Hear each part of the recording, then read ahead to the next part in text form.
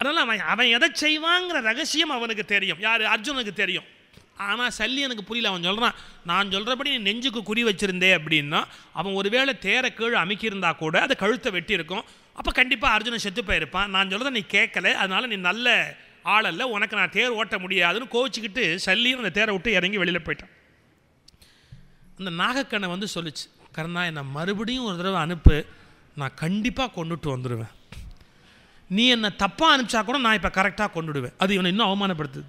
நீ என்னை தப்பாக அனுப்பிச்சா கூட நான் அவனை கரெக்டாக கொண்டுடுவேன். எந்த வீரனாவது ஒரு கணையை அனுப்பிச்சது ஃபெயிலியர் ஆகி கீழே விழுந்து அதை மறுபடியும் எடுத்து அடிப்பானே, அப்புறம் என்ன வீரன்? அதுவும் காரணம் அவங்க அம்மா கொடுத்த சத்தியம் காரணம். ஒரு முறைக்கு மேல் மறுமுறை நாகக்கணையை விட மாட்டேன் அப்படி. எனவே அதையும் நிறுத்திவிட்டான் கர்ணன், அந்த அம்பையும் விடலை. இப்போ தேரை அவனே ஓட்டிக்கிட்டு அவனே வில்ல விளைச்சிக்கிட்டு அவனே அம்பை ஓட்டிகிட்டு போகிறான். அப்போ தேர் போய் சகதியில் சிக்கிருச்சு, ஒரு இடத்துல சகதியில் சிக்கிருச்சு.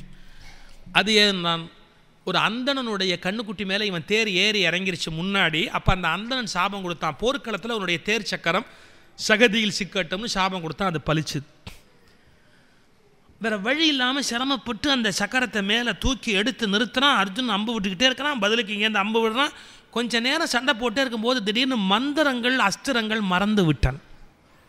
அவன் நினச்சி பார்க்குறான், எந்த அஸ்திரத்துக்கு என்ன மந்திரம்னு மறந்து போகுது. அஸ்திரங்கிறது வெறும் அம்பு இல்லைங்க, அம்போட ஒரு மந்திரத்தை ஜெபிச்சு விட்டால் அது அதுவாக மாறிக்கும்.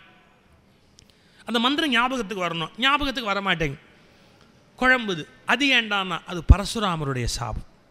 நீங்கள் உலகத்தில் கர்ணனை மாதிரி ஒரு பரிதாபத்துக்குரிய ஆத்மா பார்க்க முடியாது. என்ன பரிதாபத்துக்குரிய ஆத்மா? கொடுமை பாருங்கள், பழைய கதை இது, ஃப்ளாஷ்பேக். அவன் படிக்கணும்னு போனான் பாருங்கள், ஒவ்வொருத்தட்டியாக போய் படிக்கணும். ஒரு வாத்தியார்கிட்ட போய் எனக்கு வில்வித்தை கற்றுக் கொடுங்கோ, வில்வித்தை கற்றுக் கொடுங்கோன்னு. அப்போ இருக்கிற எல்லா வாத்தியாரும் கேட்டான், நீ என்னடா ஜாதி தெரியாது, ஏன்னா ஜாதி தெரியாத பயலுக்கு என்னடா வில்வித்தை வேண்டியிருக்கு, போடா வெளியே.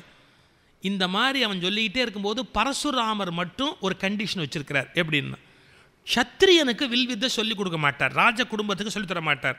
அவர் பிராமணர், பிராமணனுக்கு மட்டும் வில்வித்தை சொல்லிக் கொடுப்பேன்னு சபதம் வச்சிருக்கிறார். யார்? பரசுராமர். அந்த பரசுராமர்கிட்ட போய் நின்னான் இந்த கர்ணன் வில்வித்தை கற்றுக்கணும்னு. திரும்பி இப்படி பார்த்தார். நீ என்ன ஜாதின்னு வழக்கமாக கேட்குறவர் எனக்கு என்னமோ தோணுச்சு, கேட்கலிங்க. இந்த பையன் சக்கச்சவேல் இருக்கிறான், படிக்க போகிற எல்லாரும் தோளில் பூணல் போட்டிருப்பான். அதை பார்த்தோன்னே இவன் பிராமணனாக இருக்கணும் அசியூம் பண்ணிக்கிட்டார், அவராக முடிவு பண்ணிட்டார், உள்ளவா படின்ட்டார். இவன் பார்த்தான், அவர் கேட்கல, நம்ம என்ன ஜாதின்னு ஏன் சொல்லணும் சொல்லலை, படிக்க ஆரம்பிச்சுட்டான். ஏன்னு கேட்காம, என்ன வகுப்புன்னு கேட்காம பாடத்தை பரசுராமர் ஆரம்பித்தார். இவனும் படித்தான், கெட்டிக்காரத்தனமாக எல்லா வில் வித்தையிலும் வல்லவனாக கர்ணன் மேலே வந்துட்டான். இதை இந்திரன் பார்த்தான், இந்த கர்ணன் மட்டும் எல்லா வித்தையும் ஒழுங்காக படித்து முடிச்சுட்டான்னா இவன் நம்ம புள்ள அர்ஜுனனுக்கு நாளைக்கு எதிரியாக மாறுவான். அப்போ அர்ஜுனனை இவன் வில் திறமையாலேயே கொன்னுடுவான். அதனால் இந்த பய வில்லில் சரியான நிபுணனாக வரக்கூடாது. அதுக்கு என்ன பண்ணுறது? பரசுராமத்தை இவன் இனிமேல் படிக்கக்கூடாது. அதுக்கு என்ன பண்ணுறது? வேணும்னு ஒரு சோதனை பண்ணான் பாருங்க. ஒரு நாள் கர்ணனுடைய மடியில் இப்படி தலை வச்சு பரசுராமர் படுத்திருந்தாராம். மாணவன் மேலே அவ்வளோ நம்பிக்கை. இந்த காலத்தில் எந்த வாத்தியாராவது மாணவன் மடியில் தலை வச்சு படுப்பாரா? கொன்னுடுவான்.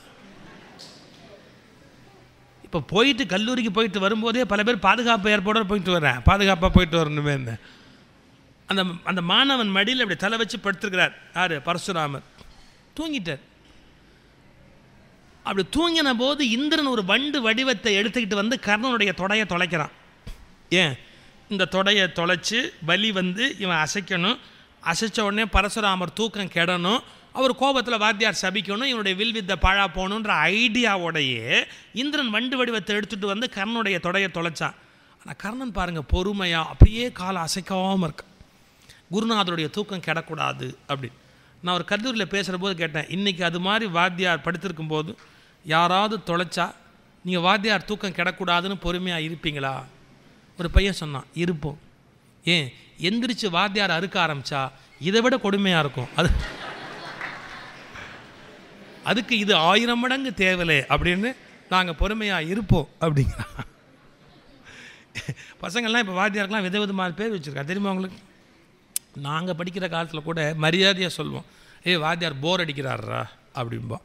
எங்களுக்கு அடுத்த ஜென்ரேஷனே அறுக்கிறாருன்னா, அப்புறம் கொஞ்சம் அதையும் மாற்றி அறுக்கிறான்னா, ரொம்ப அந்யோன்யமாயிட்டான் வாத்தியார். அவனை நம்ம நெருங்கிட்டாங்க.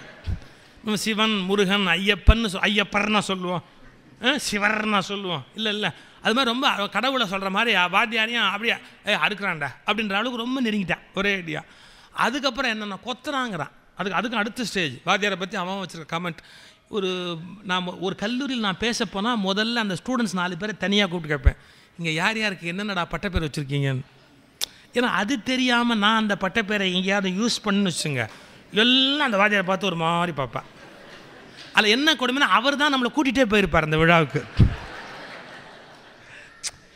அப்புறம் அந்த வாத்தியார் நினைப்பார், நாம் இவனை கூப்பிட்ட பாவத்துக்கு இவன் நம்மளையே இங்கே அவமானப்பட வச்சுட்டானேன்னு. அதுக்காக முதல்ல பசங்களை தனியாக கூப்பிட்டு வைப்பேன். டேய் அவருக்கு ஏதாவது பட்டப்பேர் வச்சுருக்கீங்களா அதை சொல்லிவிடுங்க, அல்லது வேறு யாருக்கு என்னென்ன பேர் வச்சுருக்கிறீங்க விதவிதமாக வைக்கிறான். ஒரு கல்லூரியில் பேர் வச்சுருந்தேன் வாத்தியாருக்கு, இன்விசிபிள் ஆக்ஸா. என்ன இன்விசிபிள் ஆக்ஸா? கண்ணுக்கு தெரியாத ரம்பம். நான் கேட்டேன், என்னடா கண்ணுக்கு தெரியாது? அவர் தான் 6 அடி உசரத்துக்கு இருக்கிறாரு, கண்ணுக்கு தெரிகிறார். அது இல்லை சார், அவர் கிளாஸுக்கு வரும்போது ரம்பம் எங்கே இருக்குன்னே தெரியாது, அட்டெண்டன்ஸ் எடுக்கிற போதும் ரம்பம் எங்கே இருக்குன்னே தெரியாது. சப்ஜெக்ட் ஆரம்பித்த உடனே ஒரு ரம்பம் எடுப்பார் பாருங்க, ரத்தம் சொட்ட சொட்ட சொட்ட சொட்ட அறுப்பார்.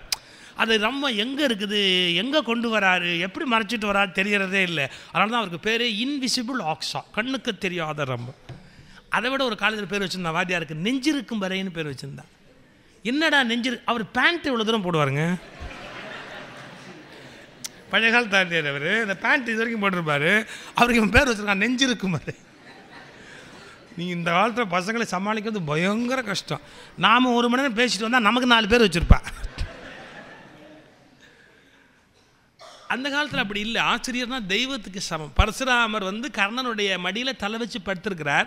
ரத்தம் சொட்டுது, அப்படியே அறுத்து ரத்தம் சொட்டுது. ஆனால் இப்படி ரத்தம் சொட்டுகிற போது கூட தன்னுடைய குருநாதருடைய தூக்கம் கலையக்கூடாதுன்னு கர்ணன் அப்படியே மடியை அசைக்காமல் இருந்தான். எவ்வளோ நல்ல பையன். ஆனால் அந்த ரத்தம் பாருங்கள் பிசு பிசுன்னு அப்படியே வெளியில் அது பரசுராமனுடைய முதுகை நினச்சிடுச்சு. அந்த ரத்தம் பரசுராமனுடைய முதுகை நினச்சிருச்சு. பட்டுன்னு எந்திரிச்சார், இப்படி ஒரு பார்வை பார்த்தார். இவன் தொடையிலேருந்து ரத்தம் வருது, ஆனால் இவன் பொறுமையாக இருக்கான். அந்த வண்டு தொலைக்கிறதுக்கு உடம்பு அசைக்காமல் இருக்கிறான். பரசுராமர் சொன்னார், டேய் கண்டிப்பாக உடல் பலம் இவ்வளவு இருக்கணும்னு சொன்னான். ஒரு வண்டு தொலைக்கிறத சகிச்சுக்கிற உடல் பலம் இருக்கணும்னு சொன்னால் நீ சத்திரியனாக தான் இருக்கணும், நீ சத்திரிய வம்சத்தை சார்ந்தவனாக தான் இருக்கணும். என்னை ஏமாற்றி நீ இந்த வித்தையை கற்றுக்கிட்ட, நீ நல்லா இருக்க மாட்டேன். நான் சத்திரியருக்கு இந்த வித்தையை சொல்லித்தரதில்லைன்னு ஒரு கண்டிஷன் வச்சுருக்கிறேன். நீ என்னை ஏமாற்றி இந்த வித்தையை கற்றுக்கிட்டு நீ கண்டிப்பாக சத்திரியனாக தான் இருக்கணும். ஏன் என்னை ஏமாற்றி இந்த வித்தையை கற்றுக்கிட்ட? வயிறறிஞ்சு சொன்னார், என்னிடத்தில் கற்ற வித்தை உனக்கு உரிய காலத்தில் பயன்படாமல் போகட்டும். இங்கே 2 விஷயம். அப்படி பரசுராமர் சபித்த போது கர்ணன் வருத்தப்படலை. ஏன்னா நான் என்ன ஜாதினே இவ்வளோ நாள் தெரியாமல் இருந்தேன், இப்போ சத்திரியன்னு தெரிஞ்சதில்லை. என்ன எல்லாரும் என்ன சொல்கிறான், யாருன்னே தெரியாது அனாதை, யாருன்னே தெரியாது அனாதைங்கிறான், ஜாதி தெரியாது குலம் தெரியாதுங்கிறான். நான் சத்திரியன்னு தெரிஞ்சு போச்சு இல்லை, குருநாதர் வாக்கு பொய்யா இருக்க முடியாது இல்லை, அப்போ நான் இன்னாரும் தெரிஞ்சு போச்சு, சந்தோஷம். அதாவது அந்த சாபத்தில் இருக்கிற வரத்தை அவன் தேடி எடுத்துக்கிட்டான். அந்த சாபத்துக்குள்ளேயும் ஒரு வரம் இருக்குது, அந்த வரத்தை அவன் தேடி எடுத்துக்கிட்டான். ஆனால் அவர் சாபம் கொடுத்த போது வருத்தப்படலை. நீங்கள் இன்றைக்கி யாராவது உலகத்தில் அப்படி வருத்தப்படாமல் இருக்க முடியுமா? இன்றைக்கி ஒரு படிக்கிற ஒரு பையனை பார்த்து ஒரு ஆசிரியர் சொல்கிறான்னு வச்சுக்கோ, என்னிடத்தில் கற்ற வித்தை உனக்கு பயன்படாமல் போகட்டும்னா ஒரு பையன் கவலைப்பட மாட்டான். என்ன சார் அப்படி கற்றுக்கிட்டோம் உங்ககிட்ட? ஏதாவது புதுசாக தெரியாமல் கற்றுக்கிட்டு இருந்தோம்னு சொன்னால் அது இல்லாமல் மறந்து போட்டோம்னு சாபத்துக்கு.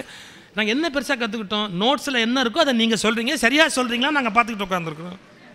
இன்றைக்கி 85% வாத்தியார் என்னன்னா நோட்ஸை அவர் ஒப்பிச்சிக்கிட்டு இருக்கிறார். அவர் வேறு நோட்ஸாக கையில் எடுக்க வேணாமா? அதே நோட்ஸ் அவர் ஒப்பிச்சிக்கிட்டே இருந்தாருன்னா அவர் மேலே இவனுக்கு எப்படி மரியாதை வரும்?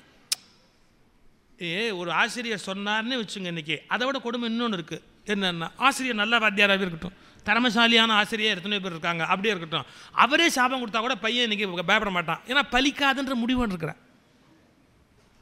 இன்னொன்று, வாத்தியார்த்தை படித்ததை நம்பி இன்னைக்கு எத்தனை பையன் பரீட்சைக்கு போகிறான், அது அதோட சிக்கல் இல்லையா உங்களுக்கு? அவன் வேற பல ஏற்பாடோடு போகிறான், பல ஏற்பாடோடு போகிறான். என்ன, நான் லா காலேஜில் படித்தப்போ நடந்த நிகழ்ச்சிங்க. நீங்கள் லா காலேஜில் பையன் வரும்போதே ஒரு பழமொழி சொல்லிட்டு தான் வருவான், கற்றது கையளவு கல்லாதது இடுப்பளவுமா. இந்த பிட்டெல்லாம் எழுதிக்கிட்டு ஆன்சர்லாம் இங்கெல்லாம் எழுதி வச்சுருப்பான், இங்கே கையில் இந்த கையில் இந்த கையிலலாம் எழுதியிருப்பான், விட இங்கே இருக்கும் அதுக்கெல்லாம். அப்புறம் இடுப்பில் பிட்டு பேப்பர்லாம் நோட்ஸு எல்லாம் கிழிச்செல்லாம் அங்கங்கே வைக்கணும், அங்கே எல்லாம் ஒரு 8 மாத கர்ப்பிணி மாதிரி வருவான் எல்லாம். அப்போ தான் சொல்லலாம் கற்றது கையளவு கல்லாதது இடுப்பளவு அப்படி. அவன் நடந்த நிகழ்ச்சிங்க அது. ஒரு 4-5 பிட்டு பேப்பர் இப்படி வச்சு ஒரு பையன் பரீட்சை எழுதிட்டு இருந்தான். இவன் எழுதிக்கிட்டு இருக்கும்போது சூப்பர்வைசர் வந்துட்டார். அவர் கேட்டார், ஏய் என்னடா அது, நான் ஒரு சூப்பர்வைசர் இங்கே இருக்கிறேன், நீ பாட்டுக்கு இப்படி தைரியமாக பிட்டு பேப்பர் வச்சு காப்பி அடிச்சிருக்கிறியே, என்ன நினச்சிட்டு இருக்கிற அப்படின்னு. அவன் திருப்பி கேட்டான், நீங்கள் யார் சார்? நான் யாரா? சூப்பர்வைசர். தமிழில் சொல்லுங்கள். எங்கும் தமிழ் எதிலும் தமிழ். மேற்பார்வையாளர். மேலே பாருங்கள். மேற்பார்வையாளர்னா மேலே பாருங்கள், அப்புறம் என் கீழே பார்க்குறீங்க? நீ விபரீதமாக பேசுகிற. சார் உள்ளே தான் சார் பேசுகிறேன், உள்ளே தான் பேசுகிறேன். நீ இந்த மாதிரி காப்பி அடிச்சுன்னா அப்புறம் தான் எனக்கு பயங்கரமாக கோவம் வரும். என்ன இப்படி நீ இஷ்டத்துக்கு நீ பண்ணிக்கிட்டே இருக்கிறேன்னு அப்படின்ட்டு டபக்குன்னு ஒரு 2-3 பேப்பர் உருவினார். உருவிட்டு அப்புறம் அவர் என்ன நினச்சாரோ தெரில, ஒன்றொன்னா பார்த்து எழுது. அவன் இவன் யாரோ, இவன் கையில் கத்தி வச்சுருக்கானோ, என்ன நடக்குமோ, எத்தனையோ பிரச்சனை இருக்குல்ல. இன்றைக்கி பெரிய பெரிய விஐபி விட்டு பிள்ளைலாம் படிக்க வர்றேன், பிரச்சனையாக போயிட்டேன். அதுக்கு என்ன பண்ணார், இந்த இதை வச்சுக்கோ, ஒன்றொன்னா எழுது. அவன் சொன்னான், இது வேணால் அதை எடுத்துங்க, அதை கொடுங்க. இது எல்லாம் ஒரு பிட்டு தானடா, அப்புறம் இதை வச்சுக்கோ அதை கொடுன்னு கேட்குறிய. சார் அது பிட்டு இல்லை, அது எந்தெந்த பிட்டு எங்கெங்கே வச்சுருக்கிறேன்ற அட்டவணை பிட்டு. அது இண்டெக்ஸ் பிட்டுன்னு பேர். அதை நீங்கள் எடுத்துகிட்டு போயிட்டீங்கன்னா தேடுறதுக்கு எனக்கு லேட் ஆகும். அதை கொடுத்துருங்க, இதை வேணால் எடுத்துங்கன்னா. இவன் படித்து லா காலேஜில் படித்து இவன் லாயராக வரவோ, இல்லை இவன் சட்டமன்றத்தில் உறுப்பினராக வரவோ, இல்லை இவன் சட்டசபையில் உட்காந்து சட்டத்தை உண்டு பண்ணவோ நாடு என்ன ஆகும்? படித்ததை நம்பி பரீட்சைக்கு போகிறவனே பல பேர் கம்மியாக இருக்கிறான்னு. அப்போ வாத்தியார் சபிச்சாருண்ணா, நீ என்கிட்ட படித்தது உனக்கு பயன்படாமல் போகட்டும்னா. படித்ததை நம்பியா போகிறான், நோட்ஸை நம்பியில் பல பேர் போகிறான், காப்பி அடிக்கலான்ற தைரியத்தில் இல்லை போகிறான். இதை விட இன்னொரு கொடுமை இருக்குது. அது என்னன்னா, இதெல்லாம் தாண்டி இங்கே எழுதியும் ஒன்றும் முடியாட்டி அதுக்கப்புறம் பேப்பர் சேசிங்னு ஒன்று இருக்குது. அதுக்கு என்ன பேர்? கல்வி சுற்றுலாங்கிறான். அதுக்கு பேர் எஜுகேஷனல் டூரான். எஜுகேஷனல் டூர் போய் பேப்பர் எங்கேன்னு போய் ஃபாலோ பண்ணி அதில் மார்க் வாங்கிட்டு எத்தனை பேர் இருக்கிறேன்? நாடு அப்படி இருக்குல்ல. நீங்கள் என்ன பீகாரில் போனீங்கன்னா ஒவ்வொரு டிகிரிக்கும் விலை போட்டிருக்கிறேன். உங்களுக்கு பிகாம் வேணுமா, உங்களுக்கு எம்காம் வேணுமா, உங்களுக்கு என்ன வேணும், எல்லாத்துக்கும் விலை இருக்குது. பாரதியார் சொன்னார், எல்லோரும் ஒரு விலைனார் பாருங்க. இன்றைக்கி தான் அது கரெக்ட். எல்லாத்துக்கும் ஒரு விலை இருக்குது. எந்த டிகிரி வேணாலும் பணத்தை கொடுத்து வாங்கிட்டு வந்துடலாம் அப்படிங்கிற மாதிரி ஆகிப்போச்சு. நான் ஏன் இவ்வளோ கடுமையாக விமர்சனம் பண்ணுறேன்னு இல்லை. கல்வியினுடைய நோக்கம் அறிவு வளர்தல், அட்டை தொங்குதல் அல்ல. ஒரு அட்டை எப்படி வேணாலும் தொங்க விட்டுக்கலாம். இப்போ நான் வச்சுங்க, நான் இன்னும் டாக்டர் சுகீஷோன்னு போட்டால் என்னை யார் கேட்க முடியும்? நான் டாக்டரேட் வாங்கினா வாங்கலையான்னு யாரை கேட்க முடியுமா? பல பேர் அப்படி போட்டு திரியிறான் அந்த நாட்டில். யாரும் ஒன்றும் கேட்க முடியாது. அட்டைக்கு தான் நம்ம முக்கியத்துவம் கொடுக்குறோமே ஒழிய அதுக்குரிய அறிவு இருக்கா இல்லையா அதுக்கெல்லாம் முக்கியத்துவம் கொடுக்கணும். பரசுராமர் கோபத்தில் சாபம் கொடுத்தார், என்னிடத்தில் கற்ற வித்தை உனக்கு உரிய காலத்தில் பயன்படாமல் போகட்டும்னு சபிச்சார் பாருங்க. கர்ணன் ஆனால் மகிழ்ந்தான், என்னை சத்திரியன்னு கண்டுபிடிச்சு சொன்னார். அது வரைக்கும் என்னுடைய நன்றி. இந்த வித்தையை யார்ட்டையும் கிடைக்காம இருந்து ஒரு நாள் கிடைச்சதே, வணங்கிட்டு பரப்பிட்டு வந்துட்டான். இப்போ அந்த பரசுராமனுடைய சாபம் பலிக்குது. எப்படி பலிக்குது? தேர் சக்கரம் அந்த அந்தணன் சாபத்தால் சகதியில் சிக்கிருச்சு. அம்பு விடணும், அம்பை கையில் எடுக்கிறான் பழக்க தோஷத்தில். அஸ்திர வித்தை ஞாபகம் வரல, மந்திரங்கள் நினைவுக்கு வரல, இவனால் அடிக்க முடியல. அப்படியே மூச்சு திணறி போய் தேர் சக்கரத்தில் சாய்ந்து கிடக்கிறான் கர்ணன். இந்த நேரத்தில் அர்ஜுனன் எவ்வளவோ அம்பு விடுறான், ஆனால் கர்ணன் சாகலை. எத்தனையோ அம்பு விடுறான், ஆனால் சாகலை. உடனே அவன் கிருஷ்ணனை கேட்குறான், கிருஷ்ணா என்னடா அது, நான் எவ்வளவோ அம்பு விட்டுட்டேன், இந்த பையன் சாக மாட்டேங்கிறான்னு. கிருஷ்ணன் சொன்ன வார்த்தை ரொம்ப அற்புதமான வார்த்தை. நீ கொஞ்சம் நேரம் போகிற நிறுத்து, நான் போய் அவனை கொன்னுட்டு வந்துடுறேன். ஆனால் நீ கொன்னுட்டதான் அப்புறம் பேப்பரில் வேணால் போட்டுக்கலாம். ஏன்னா பிற்காலத்தில் இந்தியாவில் அப்படி தான் போட போகிறாங்க. யாரோ கொல்லுவான், யாரோ அவன் பேரில் பேப்பரில் போட்டுக்குவான். அதெல்லாம் நடக்க போகுது, நீ ஒன்றும் கவலைப்படாத. நான் போய் முதல்ல கொன்னுட்டு வந்துடுறேன், அப்புறமா நீ கொன்னுட்டதா சொல்லிக்கோன்னு. கிருஷ்ணா எனக்கு விளங்கலையேன்னா, உனக்கு எது விளங்குச்சு இது விளங்குறதுக்கு? கொஞ்சம் நேரம் போகிற நிறுத்தின உடனே ஒரு 7 அந்தன வடிவத்தை எடுத்துக்கொண்டு கர்ணன் இருக்கிற இருப்பிடத்தில் போய் நிற்கிறான். பகவான் போல ஒரு 7 பிராமண வடிவத்தில் போனான். கர்ணா, நீ யாச்சகம் கொடுக்குறேன்னு நான் கேள்விப்பட்டேன். நான் இது வரைக்கும் இமயமலையில் இருந்தேன், தவம் பண்ணி கொண்டு இருந்தேன். நான் இமயமலை தவம் பண்ணிக்கிட்டு இருக்கிறவன் நீ யாசகம் கொடுக்குறதா கேள்விப்பட்டு இப்போ தான் உங்கள்கிட்ட யாசகம் வாங்கலாம்னு வந்தேன்னா. இது பொய் இல்லையா? கிருஷ்ணன் எடுப்புலேயே பொய் சொல்கிறானேன்னா அவனுக்கு அது ரொம்ப பழக்கமான விஷயம். அப்படியா? அதில் ஒரு பெரிய சீக்கிரட்டே இருக்குது. என்னன்னா, பிச்சை எடுக்கிறவன் பொய் சொல்லி தான் முதல்ல கேட்கணும். உண்மை சொன்னால் யாராவது கொடுப்பாங்களே? சார் காலம்பரை பொங்கல் வடை சாப்பிட்டேன், மதியானம் சாப்பாட்டு கூட காசு இருக்குது, ராத்திரி நான் குருமா சாப்பிட்லான்னு பார்க்குறேன், அதுக்கு ஒரு 47 ரூபா குறையுது, கொடுக்குறீங்களான்னா யாராவது கொடுப்பானே? அவன் உண்மையான தேவையை சொல்லி கேட்டான். யாராவது கொடுப்பாங்களே? அவன் சொல்லுவான், ஐயா தர்மதுரைன்னா. இது முதல் பொய். இவனா தர்மதுரை? அடுத்த வார்த்தை காலையிலேருந்து பட்னின்னா. ரெண்டாவது பொய். நீங்கள் 2 பொய் சொன்னால் தான் 4 நாளே கிடைக்கும். அப்போது 2 பொய் சொன்னால் தான் அந்த உலகத்தில் தானம் கிடைக்குங்கிற இலக்கணத்தை கண்ணன் அப்ளை பண்ணானா? நான் இது வரைக்கும் மேருமலை சாரல் தவம் பண்ணிக்கிட்டே இருந்தேன். இப்போ தான் நான் தானம் கொடுக்குறதா கேள்விப்பட்டு உங்ககிட்ட வந்தேன். கண்ணன் பொய் சொன்ன மாதிரி தெரியும், ஆனால் பொய் இல்லை. ஒவ்வொருவருடைய இதயத்திலும் பகவான் தவம் பண்ணிக்கிட்டு இருக்கிறானா. என்ன, இவன் நம்மக்கிட்ட வரமாட்டானா? இவன் நம்ம பக்கத்துக்கு வரமாட்டானா? இவன் நம்ம பக்கத்துக்கு வரமாட்டான். அவன் வெளியிலேயே போகிறானே ஒழிய உள்ளே வரமாட்டேங்கிறான். அப்போ நான் எங்கே தவம் பண்ணினேன்? மேருமலை சாரலை தவம் பண்ணினேன்னா, கர்ணா உன் இதயத்துக்குள்ளேயே நான் தவம் பண்ணிக்கிட்டு இருக்கிறேன்டா அப்படின்னு அர்த்தம். அந்த இடத்துல அப்படி தான் அர்த்தம் பண்ணணும். நீ எல்லாருக்கும் எல்லாம் கொடுத்த, ஆனால் எனக்கு கொடுக்க வேண்டியதை கொடுக்கலன்னா, எல்லாத்துக்கும் எல்லாம் கொடுத்தா பகவானுக்கு ஒப்படைக்க வேண்டியதை ஒப்படைக்கலை இன்னும். அதான் நான் உங்கள்கிட்ட தானம் வாங்கலான்னு வந்திருக்கிறேன். கர்ணன் அப்படி கண்ணு சொருகுது உள்ள. அவன் சொன்னா, ஒரு நிமிஷம், ஒரே ஒரு நிமிஷம். இது வரைக்கும் நான் யார் எது கேட்டு நான் இல்லைன்னு சொன்னதில்லை. இப்போ நான் உங்ககிட்ட ஒன்றே ஒன்று கேட்டுக்கிறேன். என்கிட்ட இல்லாததை கேட்டு என்னை இல்லைன்னு சொல்ல வச்சிடாது. என்கிட்ட என்ன இருக்கோ அதை மட்டும் கேளு, இல்லாததை மட்டும் கேட்டுவிடாதே அப்படி. உங்கள்கிட்ட இருக்கிறத தான்ப்பா நான் கேட்க வந்திருக்கிறேன், தாராளமாக கேள். நீ இது வரைக்கும் தானம் பண்ணி தானம் பண்ணி தானம் பண்ணி நிறைய புண்ணியமாக சேர்த்து வச்சுருக்கிறல்ல? ஆமாம், அதையெல்லாம் எனக்கு கொடுத்துடு. இது வரைக்கும் நீ சேர்த்து வச்சுருக்கிறிய தானம் பண்ண புண்ணியம், அதெல்லாம் எனக்கு கொடுத்துடு. இப்போ நாம் கர்ணன் நிலையில் இருந்து இது மாதிரி கிருஷ்ணன் கேட்டிருந்தா என்ன சொல்லியிருப்போம்? அடே பாவி, மிச்சமே அது ஒன்று தாண்டா. அதை வசூல் பண்ணுறதுக்கு ஒரு பயம் வந்துட்டுன்னா என் கதி என்னடா வருது? மேலே போகிற போது பயன்படும்னு வச்சுருக்கிறேன், அதையும் வாங்கிட்டு போகிறதுக்கு வந்திருக்கிறேன். நியாயமாக நம்ம அப்படி தான் கேட்டிருப்போம். என்கிட்ட இருக்கிறதே அதுதான், அதையும் வாங்குறதுக்கு வந்துட்டீங்களே. ஆனால் கர்ணன் அப்படி கேட்கல.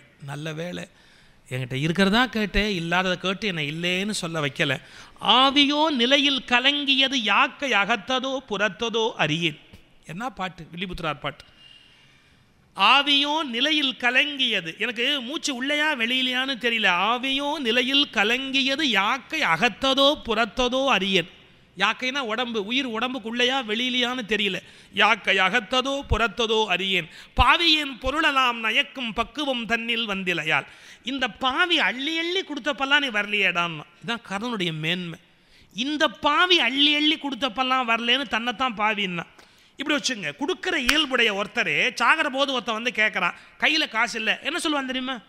அட பாவி, இப்போ வரியேடாமா. பாவத்தை அவன் தலைமையில தான் ஏற்றுவானே ஒழிய தன்னை பாவின்னு சொல்ல மாட்டான். ஆனால் இந்த கர்ணன் பாருங்க, இந்த பாவி அள்ளி அள்ளி கொடுத்தப்பெல்லாம் வரலையே, இப்போ வந்திருக்கிறியே. பாவியேன் பொருளெல்லாம் நயக்கும் பக்குவம் தன்னில் வந்திலையாய். நல்ல வேளை நீ இப்போவாது வந்தல்ல. யான் செய் புண்ணியம் அனைத்தும் உதவினேன். நீ என்ன கேட்ட? இது வரைக்கும் செஞ்ச புண்ணியத்தை கொடுன்னு தானே கேட்டேன். நான் எக்ஸ்ட்ராவாக தரேன். என்ன? செய் புண்ணியம். அது தமிழில் வினைத்தொகைன்னு பேர். நீங்கள் ஒன்றும் இலக்கணம்னா பயந்துடாதீங்க. 3 காலத்தையும் காட்டும்படியாக சொன்னால் அது வினைத்தொகை. இந்த செய் புண்ணியம்னா செய்த புண்ணியம், செய்கிற புண்ணியம், செய்ய போகிற புண்ணியம். இதுக்கு தமிழ் வாத்தியார் ஒன்று சொல்லிக் கொடுப்பார். ஊறுகாய், ஊறிய காய், ஊறுகின்ற காய், ஊறப்போகிற காய். சுடுகாடு, உங்கள் தாத்தாவை சுட்ட காடு, நம்மளெல்லாம் சுடுகிற காடு, பிள்ளைகளை சுட போகிற காடு, அது சுடுகாடு. சுடுகாடு, ஊறுகாய், கொல் யானை. இது 3 தான் தமிழ் வாத்தியார் இலக்கணம் சொல்லிக் கொடுப்பார். ஏன்னா அவங்க வாத்தியார் அவருக்கு அதான் சொல்லிக் கொடுத்தார். அது 3ஐயும் அவர் நமக்கு சொல்லிக் கொடுத்துட்டு பேசாமல் அந்த இடத்த விட்டு போயிடுவார் இல்லையா? இப்போ புதுசாக ஒன்று சொல்லிக் கொடுக்குறார் வில்லிபுத்திர ஆழ்வார். என்னன்னா, செய் புண்ணியம். நான் செய்த புண்ணியம், செய்கிற புண்ணியம், செய்ய போகிற புண்ணியம். இது 3 உனக்கு தான். இப்போ அவன் கேட்டது செய்ததானே, அப்புறம் என்ன செய்கிற செய்ய போகிற? நான் திருப்பூரில் பாரதம் சொல்லிக்கிட்டு இருந்தேன். ஒரு பையன் இருந்துச்சு, ஒரு கேள்வி கேட்டான். சார், அவனே சாக போகிறான், இனி ஏது செய்ய போகிற புண்ணியம்? ஃப்யூச்சர் என்ன? பாஸ்ட்டு கரெக்டு, ப்ரெசண்ட்டு கூட கரெக்டு, நிகழ்காலத்தில் கூட புண்ணியம் இருக்குது, எதிர்காலத்தில் ஏது சார் புண்ணியம்னா? அவன் என் ப்ரொஃபஷனல் சேலஞ்ச் பண்ணிட்டான். பாதி பேச்சில் இருந்துச்சு ஒரு கேள்வி கேட்டான். ஆனால் என் பேச்சில் யாராவது அப்படி இருந்துச்சு கேள்வி கேட்டால் எனக்கு கோவம் வராது. சரி, அவன் ஒருத்தன் தூங்காமல் கேட்டான்ல, அவனையும் நம்ம ஏன் கோவிச்சுக்கணும் அனாவசியமாக? நான் சொன்னேன், ராஜா இதை பார், இப்போ இவ்வளவு நாள் தானம் பண்ணி ஒரு புண்ணியம் இருக்கு இல்லையா? ஆமாம், இதை தானம் பண்ணால் அதுக்கு ஒரு புண்ணியம் வருமா வராதா? இதை தானம் பண்ணினா அதுக்கு எதிர்காலத்தில் ஒரு புண்ணியம் வருமா வராதா? அது உட்பட, அதெல்லாம் எதிர்கால புண்ணியம் உட்பட அப்படின்னு நான் நிறுத்தினேன். அவன் கேட்டான், அதை தானம் பண்ணால் அதுக்கு ஒன்று வராதா? அவன் சிந்து பாத் கதை மாதிரி போகிறான். அப்போ அதை தானம் பண்ணால் அதுக்கு ஒரு புண்ணியம் வராதா? நான் என்னங்க பதில் சொல்கிறது? நான் சொன்னேன், வராது. ஏன் சார் வராதுன்னா, அதான் பகவத்கீதையே. நான் என்ன சொல்லி கொடுத்தேன் கர்மயோகத்தில், எல்லாத்தையும் செஞ்சுட்டு கிருஷ்ணார்ப்பணம்னு கொடுத்துட்டா அதுக்கப்புறம் பாவ புண்ணியம் நம்மளுது இல்லை, அவனுது. அந்த கிருஷ்ணனுக்கு அர்ப்பணம் பண்ணுற இடம் தான் இது. கிருஷ்ணார்ப்பணம் கொடுத்தாச்சுன்னா அதன் பிறகு எதுவுமே புதுசாக வரப்போகிறது கிடையாது. அப்போ என்னடா வரணும்னா, அதன் பிறகு வரக்கூடியது ஒன்றே ஒன்று என்னன்னா, சாட்சாத் கிருஷ்ணனே வரணுமே ஒழியே இனி பாவ புண்ணியங்கள் வர முடியாது. அதுதான் இவன் வாழ்க்கையில் நடக்க போகுது. சாட்சாத் புண்ணியமே அந்த கண்ணனே எதிரில் வந்து நிற்க போகிறான். இனிமேல் பாவ புண்ணியங்கள் வரத்துக்கு வாய்ப்பு இல்லை. யான் செய் புண்ணியம் அனைத்தும் உதவினேன், செய்ய போகிற எல்லா புண்ணியங்களையும் உனக்கு உத்தரவாதமாக கொடுத்துட்டேன்டா அப்படின்னு. இப்போ பாருங்கள், ஒரு ஆச்சரியம். கண்ணபெருமானுடைய கை இப்படி கீழே தாழ்ந்தது, கர்ணனுடைய கை மேலே ஒசந்தது. என்ன சார், மனுஷன் கர்ணன் அவன் கை மேலே, கடவுள் கண்ணன் அவனுடைய கை கீழே. ஏன்னா தாரவாத்து கொடுக்கணும், தண்ணி இல்லை. இந்த இதயத்தில் அம்பு தச்சிருக்கு, அந்த அம்புலேருந்து ரத்தத்தை இப்படி உள்ளே வாங்கினான் கையில் கர்ணன். வாங்கி இப்படி தாரவாத்து கொடுத்தான். கடவுளுடைய கை இப்படி கீழே நின்றுது, ரத்தம் சொட்டு சொட்டாப்பட்டது. கடவுள் கை தாழ்ந்து போச்சே, மனுஷன் கை வசந்து போச்சேன்னா ஒரே ரீசன், கொடுக்கிற எண்ணம் உயர்ந்தது, வாங்குகிற எண்ணம் தாழ்ந்தது. எண்ணத்தால் உயர்ந்தவன் கை உயர்ந்தது, எண்ணத்தால் தாழ்ந்தால் இறைவனானாலும் கை தாழ்ந்ததுன்னு. சார், கடவுளை போய் தாழ்ந்ததுன்னு சொல்லாமா? அதுவும் உபன்யாச உலகத்தில் போய் சொல்லலாமா? அதுக்கு வேற ஒரு அர்த்தம் சொல்லணும். எப்படி சொல்லணும்னா, கடவுள் கை தாழ்ந்தது, கடவுள் தாழ்ந்தான்னு சொல்கிறது கொஞ்சம் மிகை. பின்ன எப்படி சொல்லணும் அப்படின்னா, எண்ணத்தால் ஒருவன் உயர்ந்து ஒரு காரியம் செய்தால் அவன் எண்ணத்தை உயர்த்துவதற்காக கடவுள் தன்னை தாழ்த்தி கொள்ளுகிறான். தாழ்ந்து போவதற்கு கடவுள் தயாராக இருக்கிறான். தன்னை தாழ்த்தி கொண்டாவது தன் பக்தனை கடவுள் உயர்த்துகிறான். கர்ணனுடைய கை வசந்து போச்சு.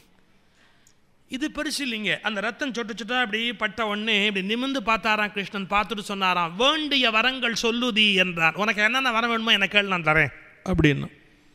சார், யாசகம் வாங்க வந்தவன் உனக்கு என்ன வேணுமோ என்ன கேளுனா இது என்ன நியாயம்? நம்ம வீட்டுக்கு யாரோ ஒருத்தர் வந்து கேட்குறாரு, பொண்ணு கல்யாணம் வச்சுருக்கேன், நீங்கள் உதவி பண்ணுங்க. உடனே நம்ம யோசிச்சுட்டு சரி என்னால் 2000 முடிந்தால் வச்சுங்கன்னு கொடுத்த உடனே அவர் 100 ரூபாய், 100, 200, 300, 400, 1800, 1900, 2000 எண்ணிட்டு, நான் பெங்களூர் வரைக்கும் போகிறேன், உங்களுக்கு ஏதாவது வேணும்னா என்னென்ன வேணுமோ சொல்லுங்கள், நான் வாங்கிட்டு வந்து தர்றேன்னா. ஏன்னா எங்கிட்ட இப்போ தான் 2000 வாங்கியிருக்கு, நீ இப்போ பெங்களூரில் போய் என்னென்ன வேணுமோ எல்லாம் எனக்கு வாங்கிட்டு வந்து தெரியா கேட்போமா இல்லையா? அது மாதிரி இவன் யாச்சகமாக கொடுக்குறான் யார், கர்ணன். அதை கிருஷ்ணன் வாங்கிக்கிட்டு நிமிர்ந்து பார்த்தான். உனக்கு என்னென்ன வர வேணாலும் என்ன கேளு, வேண்டிய வரங்கள் சொல்லுதி என்றான். என்னடா காரணம்னா, கிருஷ்ணன் ஒன்றும் கொடுக்கணுங்கிற ஐடியாவில் வரல. பின்ன ஏண்டா கொடுக்குறேன்னு சொன்னான்னா, கொடுத்து பழகிய கர்ணனுடைய ரத்தம் கையில் பட்டதும் அவனுக்கும் கொடுக்கணும்னு தோணி போச்சான். அது இப்படி கையில் பட்ட உடனே அவனுக்கு அந்த எண்ணம் தோணுச்சான், நாம் கொடுக்காம இருந்தால் சரியா இருக்கா, நாம் எதாவது கொடுப்போம் அப்படின்னு அந்த எண்ணம் அவன் மனதில் தோன்றி விட்டது அப்படின்னு. அது என்ன ஒரு அற்புதம். வந்திருக்கிறவன் கிருஷ்ணன் அவனுக்கு தெரியும் சார், பாட்டில் அப்படி தான் வருது. ஏன்னா வந்திருக்கிறவன் யாரு, பூவில் வாழ் அயனும் எனக்கு நிகர் இல்லைன்னா, பிரம்மா உனக்கு சமம் இல்லை. அப்போ என்ன அர்த்தம்? பிரம்மா உனக்கு சமம் இல்லைன்னு சொன்னால் என்ன அர்த்தம்? சாட்சாத் மகாவிஷ்ணு கிருஷ்ணன். அவன் ஏன் இந்த கர்ணன் இதை கொடுத்தான்னா, இது வரைக்கும் எங்கிட்ட மனுஷங்க தான் யாச்சங்க வாங்கினாங்க. எங்கள் அம்மா குந்தி தேவி வந்து 2 வரம் வாங்கிட்டு போனேன், அப்புறம் தேவேந்திரனே வந்து வாங்கினா அதான் பெருசுன்னு நினச்சேன். இப்போ தான் எனக்கு திருப்தி. என்ன, பகவானே என்கிட்ட வாங்கிட்டேன். இந்த சந்தர்ப்பத்தை நான் விட முடியாது. அவரை ஏன் கிருஷ்ணன் வாங்கினான்னா, எல்லாரும் வாங்கிட்டாங்கன்னு அவனுக்கு ஒரு கிரெடிட், பெருமை இருக்குது. பகவான் வாங்கலேன்ற குறை மட்டும் அவனுக்கு எதுக்கு, நாமளும் வாங்கிட்டா அவனுக்கு அந்த திருப்தி கிடைக்கட்டுமே அப்படின்னு பகவான் வாங்கிட்டான். இவனை திருப்தி பண்ணுறதுக்காக வேண்டிய வரங்கள் சொல்லுதி அப்படின்னு. இவன் சொன்னால், எனக்கு இன்னொரு பிறப்பு கூடாது. இன்னொரு பிறப்பு கூடாதுன்னு யாரை கேட்பான்? கடவுள் தானே கேட்க முடியும். கடவுள்னு புரிஞ்சுக்கிட்டான், எனக்கு இன்னொரு பிறப்பு கூடாது. அப்படி ஒருவேளை பிறப்பு என்ற ஒன்று இருக்கும் என்று சொன்னால், அந்த மாதிரி ஒரு பிறவு வந்துடுச்சுன்னு சொன்னால், அந்த பிறப்பிலும் கூட இல்லை என்று யாரும் வந்தால் இல்லை என்று உரையாத இதயம் நீ அளித்தருள் என்றான். அப்படி யாராவது இல்லேன்னு வந்தால் இல்லேன்னு சொல்லாத ஒரு அந்த இதயம், அதான் எனக்கு வேணும். நீங்கள் ஒரு பெரிய அழகு பாருங்கள், கொடுக்கறதுக்கு பணமே வேண்டாங்க, மனம்தான் வேணும். கட்ட வண்டி எடுத்துகிட்டு போகிறவன் அப்படியே ரூபாய் அள்ளி கொடுத்து போ, அப்படி வச்சுக்கோ போ அப்படின்னு கொடுத்தவன் எவ்வளோ பேர் இருக்கிறான். கோடி கோடியாக வச்சுட்டு கிள்ளி கொடுத்தவன் எவ்வளோ பேர் இருக்கிறான். கொடுக்கறதுக்கு மனசே வராமல் உட்கார்ந்தவன் எவ்வளோ பேர் இருக்கிறான். கொடுக்கறதுக்கு மனம்தான் வேணுமே ஒழிய பணம் வேணுங்கிற கணக்கே கிடையாது, மனம்தான் வேணும். இல்லை என்று சொல்லாத இதயம் நீ அளித்தருள் என்றான். உண்மைங்க, கொடுக்கிறவர்கள் என்றைக்கும் பெரியவர்கள், பெறுகிறவர்கள் என்றைக்கும் சிறியவர். இப்போ 3 மாடி வீடு, மேலே ஒரு பணக்காரர் நின்றுட்டுருக்கிறார். ஒரு தெருவில் ஒரு பிச்சைக்காரர் போகிறார். அவர் நிமிர்ந்து மேலே பார்த்தார். ஐயா தர்மதுரை ஏதாவது தானம் பண்ணுங்கோ அப்படின்னார். தர்மதுரை மேலேன்னு சொன்னார். எங்கள் பரம்பரைக்கு அந்த வழக்கம் கிடையாது. ஏதாவது சாப்பிட்றதுக்கு மிச்சங்கிச்சா இருந்தால் போடுங்க, பழையது இருந்தால். பழையது இருந்தால் நாங்கள் பிசைஞ்சு வத்தல் போட்டுருவோம். வத்தல் ஒரு பழைய துணி இருந்தால் போடுங்கன்னா அதை எவர்சில் பாத்திரத்துக்கு போட்டு ஸ்பூன் வாங்கிடுவோம்.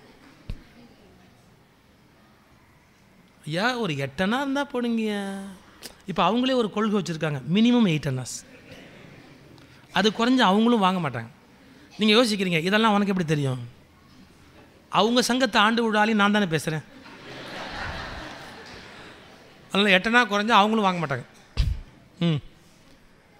ஐயா ஒரு 8 அணா இருந்தால் கொடுங்கண்ணா. நம்ம தருமபுர மேலே சொன்னார் 8 அணா இல்லைன்றல்ல அப்படின்னு. அந்த பிச்சைக்காரன் நிமிந்து மேலே பார்த்தான். துணி கேட்டால் இல்லைங்கிற, சாப்பாடு கேட்டால் இல்லைங்கிற, 8 அணா கட்டினா இல்லைங்கிற, அப்புறம் ஏன்டா அங்கே நிற்கிறேன்னா? என்ன சொல்கிறேன்னா இறங்கி வர 2 பேர் சேர்ந்து பிச்சை எடுப்போம். உங்ககிட்டையும் இல்லை என்கிட்டையும் இல்லை, 2 பேர் சேர்ந்து எடுப்போம், ஆளுக்கு பாதி பங்கிக்கலாம் வாடா அப்படின்னு. உண்மை. யாராவது ஒன்று கேட்டு அது இல்லைன்னு சொன்னால் நமக்கு அதை விட என்ன அதை விட அவமானம் வேறு என்ன இருக்குது இந்த உலகத்தில்? ஈயன இரத்தல் இழிந்தன்று அதன் எதிர் ஈயன் என்னல் அதனினும் இழிந்தன்று சங்க இலக்கியம். அல்ல இல்லைன்னு சொல்லக்கூடாது, சொன்னால் அது பெருமை அல்ல. இல்லை என்று உதவாத இதயம் நீ அளித்தருள் என்றார். அந்த மனசை கொடு அப்படின்னு அவருக்கு அதை கொடுத்தான் கிருஷ்ணன். பெரிய ஆச்சரியம் பாருங்கள், சங்கு சக்கரத்தோட காட்சி கொடுத்தான். நாராயணனாக காட்சி கொடுத்தான். கிருஷ்ணன் இந்த பாரத கதை முழுக்க 4 தடவை விஸ்வரூபம் எடுக்கிறாங்க. ஆனால் 4 தடவை எடுத்ததுலேயும் சந்தோஷமாக எடுத்த விஸ்வரூபம் இதுதான். மிரட்டுறதுக்கு, உருட்டுறதுக்கு, இது நிறைய வெவ்வேறு விதத்துக்கு எடுத்தான். ஆனால் ஒருவனுக்கு மோட்சம் கொடுக்கணும் அப்படின்னு திவ்யமாக எடுத்த விஸ்வரூபம் எதுன்னு கேட்டால் கர்ணனுக்கு எடுத்தது. ஆனந்தமாக அந்த வடிவத்தை காமிச்சான். அப்போ சொன்னான் பாருங்க கர்ணன் ஒரு வார்த்தை, இந்த மாதிரி டெத்து யாரும் கிடைக்காது. அவன் என்ன வார்த்தை சொன்னான்? வான் பெற்ற நதிகமிழ்தாள் வணங்க பெற்றேன்.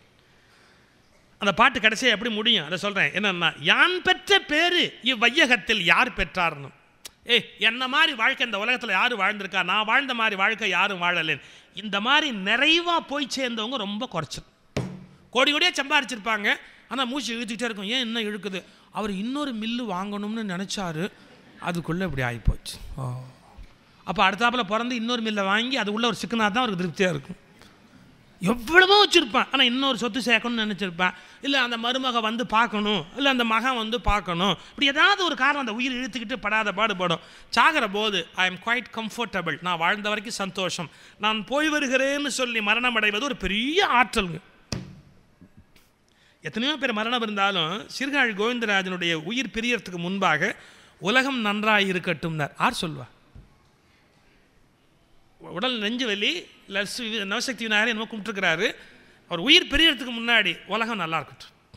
அதெல்லாம் ரொம்ப பக்குவம் வேணும். அப்படி சொல்கிறதுக்கு ஒரு பெரிய பக்குவம் வேணும். என்னுடைய தந்தையாருக்கு இருதய நோய் வந்து அந்த 3rd அட்டாக்கு, டாக்டர் பரபரன்னு ஓடுறாரு. டாக்டரை கூப்பிட்டு எங்கள் அப்பா சொன்னாராம், என்னென்ன, நீங்கள் வாழ வேண்டிய வயசு இவ்வளோ படபடப்பாக இருக்காது அவருக்கு. நாங்களாம் டிக்கெட் வாங்கிட்டோம், நீங்கள் இன்னும் இருக்கணும், இவ்வளோ படபடப்பாக இருந்தால் உங்களுக்கு நல்லது இல்லைன்னு. டாக்டர் அழுதுட்டார், வெளியே வந்து சொன்னார். இது மாதிரி ஒரு பேஷண்ட் சொல்லி நான் கேட்டதே கிடையாதுங்க அப்படி. இதெல்லாம் ஒரு மெச்சூரிட்டி. அவங்க வாழ்க்கையில் நிறைய வாழ்வு வாழ்ந்து மேலே போகிறாங்க அப்படின்னு அர்த்தம். போதும் அப்படின்னு நினைப்போட போய்ச்சார். இது ஒரு உன்னதமான மரணம். கர்ணன் சொல்கிறான் பாருங்க, யான் பெற்ற பேர் இவ்வையகத்தில் யார் பெற்றார் அப்படின்னா எனக்கு சந்தோஷம், நான் நிறைவாக இந்த உலகத்தை விட்டு போகிறேன் அப்படின்னு கர்ணன் விடை பெற்றான். அதோடு கண்ணன் காட்சியை மறைச்சான். அர்ஜுனகிட்ட வந்தான், இப்போ அம்பை விடுன்னா. அம்பை விட்டான் பாருங்க, அப்படியே கர்ணன் மாண்டு கீழே விடலாம். விடுற போது அம்மானு கதறினான். குந்தி ஓடியான்ட்டு. அவளுக்கு இந்த மரண உணர்வு வந்துடுத்து, பிள்ளை சாக போகிறான். ஓடி வந்தா, அம்மானு கதறினான் பாருங்க. எடுத்து மடி மேலே போட்டு மகனே மகனே மகனேன்னு கதறினான். உடனே அர்ஜுனன் திரும்பி கிருஷ்ணனை பார்த்து கேட்டான், கிருஷ்ணா கர்ணன் செத்து விழறான், எங்கள் அம்மா குந்தி மடியில் எடுத்து வச்சுக்கிட்டு மகனே மகனேன்னு அழறாளே, என்ன கிருஷ்ணா அப்படின்னா, அம்மா மகன் செத்தா மகனே மகனேன்னு தான் அழுவாங்க, வேற என்ன வர சொல்லி அழுவாங்க? என்ன கிருஷ்ணா நீ என்ன சொல்ற? கர்ணன் குந்தியோட மகனா? ஆமா. கிருஷ்ணா இது உனக்கு தெரியுமா?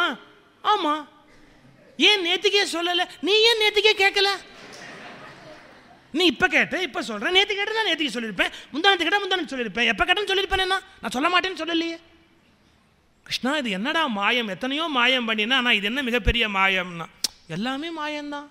போரை நிறுத்திட்டு எல்லாம் கிட்டக்க போனார்கள். கர்ணன் மரணம் தான் துக்கம். ஏன்னா 2 தரப்பும் விழுந்து அழுது. இவன் பாண்டவர்கள் மூத்தவன்னு தெரிஞ்ச உடனே இந்த தரப்பும் விழுந்து அழுதுது, அந்த தரப்பும் விழுந்து அழுதுது. குந்தி தேவி அழுத உடனே தருமர் ஓடியாந்தார். என்ன அழகான பாட்டு வில்லிபுத்திராழ்வார் சொல்றார், பின்னிய செஞ்சடைக்குழலாய் பெற்றதாயின் அந்நியம் நன்று, தலையை பின்னி போட்டு சின்ன பொண்ணு மாதிரி நீ தெரிஞ்சிருக்கிறியே, இப்படி ஒரு பிள்ளை இருக்கிற விஷயத்தை சொல்லவே இல்லையே. பின்னிய செஞ்சடை குழலாய் பெற்ற தாயின் அந்நியம் நன்று, எங்கேயாவது பெத்த அம்மா இப்படி நடந்துக்குவாளா, நீ இப்படி நடந்து கொண்டாயே, வருத்தப்பட்டு பேசினான் தரும்.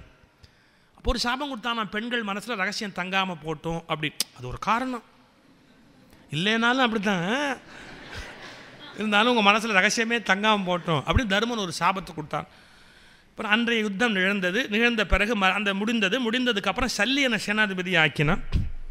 கர்ணனுடைய புதல்வர்கள்லாம் மாண்டார்கள், துரியோதனுடைய தம்பிகள் எல்லாரும் மாண்டார்கள், சகுனி உலூக்கன் எல்லாம் மாண்டார்கள். துரியோதன் போய் ஒரு மடுவிலே ஒளிந்து கொள்வது என்று முடிவாகி தன்னை காப்பாற்றிக்கணும் இல்லையா, அதுக்காக போய் ஒரு மடுவிலே ஒளிந்து கொண்டு விட்டான். கொஞ்சம் டைம் எடுத்து சண்டை போட்டால் ஜெயிக்கலாமோன்னு ஒரு மடுவிலே போய் ஒளிந்து கொண்டான். இப்போ இனி சண்டை போடுறதுக்கு வெளியில் யாருமே இல்லை, மிஞ்சி இருந்த சொல்பம். அதில் போய் துரியோதன் ஒரு மடுவிலே ஒளிந்து கொண்டிருக்கிறான். அவன் இருக்கிற இடத்த பாண்டவர்கள் கண்டுபிடித்து கொண்டு நேராக அங்கே வந்து நின்றார்கள். இதுக்கு நடுவில் பலராமர் யாத்திரை போனவர் திரும்பி வந்துட்டார். அந்த செமந்த பஞ்சகம், அதாவது ரத்த மடுக்கரை, அதில் வந்து உள்ளே ஒளிந்திருக்கிற துரியோதனை வெளியில் வா அப்படின்னு. அப்போ அவசரத்தில் தருமர் சொன்னார், எங்களை யாராவது ஒருத்தரோட சண்டை போட்டால் போகிறோம், எல்லாரோடையும் போட வேண்டாம், வெளியில் வா அப்படி. அவன் நீரை கிழித்து கொண்டு வந்தான். நெடுநாள் வைரி அவனுக்கு பீமன். நான் அவனோட சண்டை போடுவேன், ஜெயிச்சா எல்லாத்தையும் ஜெயிச்சதுக்கு சமம் அப்படின்னு சண்டை போட ஆரம்பித்தான். பாய்ந்து பாய்ந்து பாய்ந்து பாய்ந்து துரியோதனை சண்டை போடுறான். அவன் நெடுநாளாக பீமனை மாதிரி ஒரு இரும்பு பதுமை பண்ணி அதோட அடித்து சண்டை போட்டு ட்ரெயின் பண்ணி வச்சுருக்கிறான் துரியோதன். பீமனால் அந்த அளவுக்கு சண்டை போட முடியல, ஆனால் துரியோதனும் சுழண்டு சண்டை போட்டான். பீமனும் கதாயுதத்தால் தாக்குறான், ஆனால் துரியோதனன் அடிபடுகிறானே ஒழிய உயிர் போக மாட்டேங்குது. ஏன் போல போவாது, அது செய்ய வேண்டிய வேலையை செய்ய. ரத்தம் ஒரு அளவு தானே இருக்குது, அது உடம்புக்கு போனால் மூளைக்கு போக மாட்டேங்குது, மூளைக்கு போனால் உடம்புக்கு போக மாட்டேங்குது. சில பேருக்கு மூளையில் போய் நிறைய வேலை செய்யும், ஆள் வத்தலும் தொத்தலுமா இருப்பான். சில பேருக்கு உடம்பு ரொம்ப பிரமாதமாக இருக்கும், மூளையே வேலை செய்யாது. ஏன் மூளைக்கே போக முடியல, அது உடம்புலேயே சுற்றிக்கிட்டு இருக்குதுடா அப்படின்னா. இந்த பீமனுக்கு கொஞ்சம் இந்த ஐக்கியூ கம்மி, அடிக்கிறான், ஆனால் என்னன்னா அடிக்க வேண்டிய இடத்துல அடிக்கலை. இந்த கிருஷ்ணன் பார்த்துக்கிட்டே இருந்தான். இந்த பீமனுக்கு எப்படி சொல்ல முடியும், யுத்தத்தில் போய் நடுவில் சொல்ல முடியும், அவனை தொடலை அடின்னு சொல்ல முடியாது. பக்கத்தில் உட்காந்து அர்ஜுனை பார்த்தான், பத்தியா உங்களுக்கு இவனை வச்சுக்கிட்டு நம்பி நாம் யுத்தத்துக்கு வந்தோம் பாருன்னு தொடையில் 2 தட்டினான். இவனை போய் யுத்தத்துக்கு நம்பி நம்ம கூட்டிகிட்டு வந்த மாதிரி தொடையில் தட்டினா பாருங்க. அந்த தொடையில் தட்டுற சத்தத்தை கேட்டு திரும்பி இப்படியே பார்த்தான் பீமன். ஹா இவன் அடிக்க வேண்டிய இடம் தொடைன்னு ஞாபகம் வந்தது. ஆனால் நாபிக்கு கீழே தொடையில் கதா யுத்தத்தில் அடிக்கக்கூடாது, நாபிக்கு கீழே கதா யுத்தத்தில் அடிக்கக்கூடாது, இலக்கணத்துக்கு தப்பு. சந்தர்ப்பம் பார்த்துக்கிட்டே இருக்கான் பாருங்க. இந்த துரியோதனன் அப்படி மேலே ஜம்ப் பண்ணி ஒரு முறை இவனை தாக்கிறதுக்காக வந்தான். அப்போது கதையினாலே தாக்க தொடையிலே பட்டு இப்படி முறிந்து கீழே விழுந்தான் துரியோதனன். அப்படி கீழே துரியோதனன் விழுந்த போது அவனுடைய தலையில் கொண்டு போய் பீமன் காலை வச்சான். அந்த எரிச்சல், பழைய எரிச்சல் துரியோதனுடைய தலைமையில் கொண்டு போய் காலை வச்சான். தருமர் கூட வானாம்டான்னார். அப்படிலாம் அவன் சக்கரவர்த்தியாக இருந்தவன், அவனை காலால் மிதிக்காதடா அப்படின்னு. அப்பவும் கேட்கல. பீமன் போய் துரியோதனுடைய தலைமையில் கால் வச்சான். அப்பவும் துரியோதனுடைய அகங்காரம் பாருங்க, ஒரு வார்த்தை சொன்னான், பலமிழந்து கீழே விழுந்தால் காக்கைகள் கூட தலை மீது உட்கார்ந்து கொள்ளும். காக்கா கூட தான் உட்காரும், இது பெரிய விஷயமா இப்போ என் தலைமையில் கால் வச்சுட்டது. நான் பவரில் இருந்த வரைக்கும் முடிஞ்சதா, பவர்லேருந்து விழுந்ததுக்கப்புறம் தானே கால் வச்சேன், அதுக்கு கூட முடியல ஒன்றால்.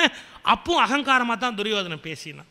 துரியோதனன் மாண்ட செய்தி திருதராஷ்டிரனுக்கு போயிட்டு, இனி யுத்தம்லாம் முடிஞ்சு எல்லாரும் அவங்கவுங்க பாசறைக்கு திரும்புகிறார்கள், கேம்ப் அதுக்கு திரும்புகிறார்கள்.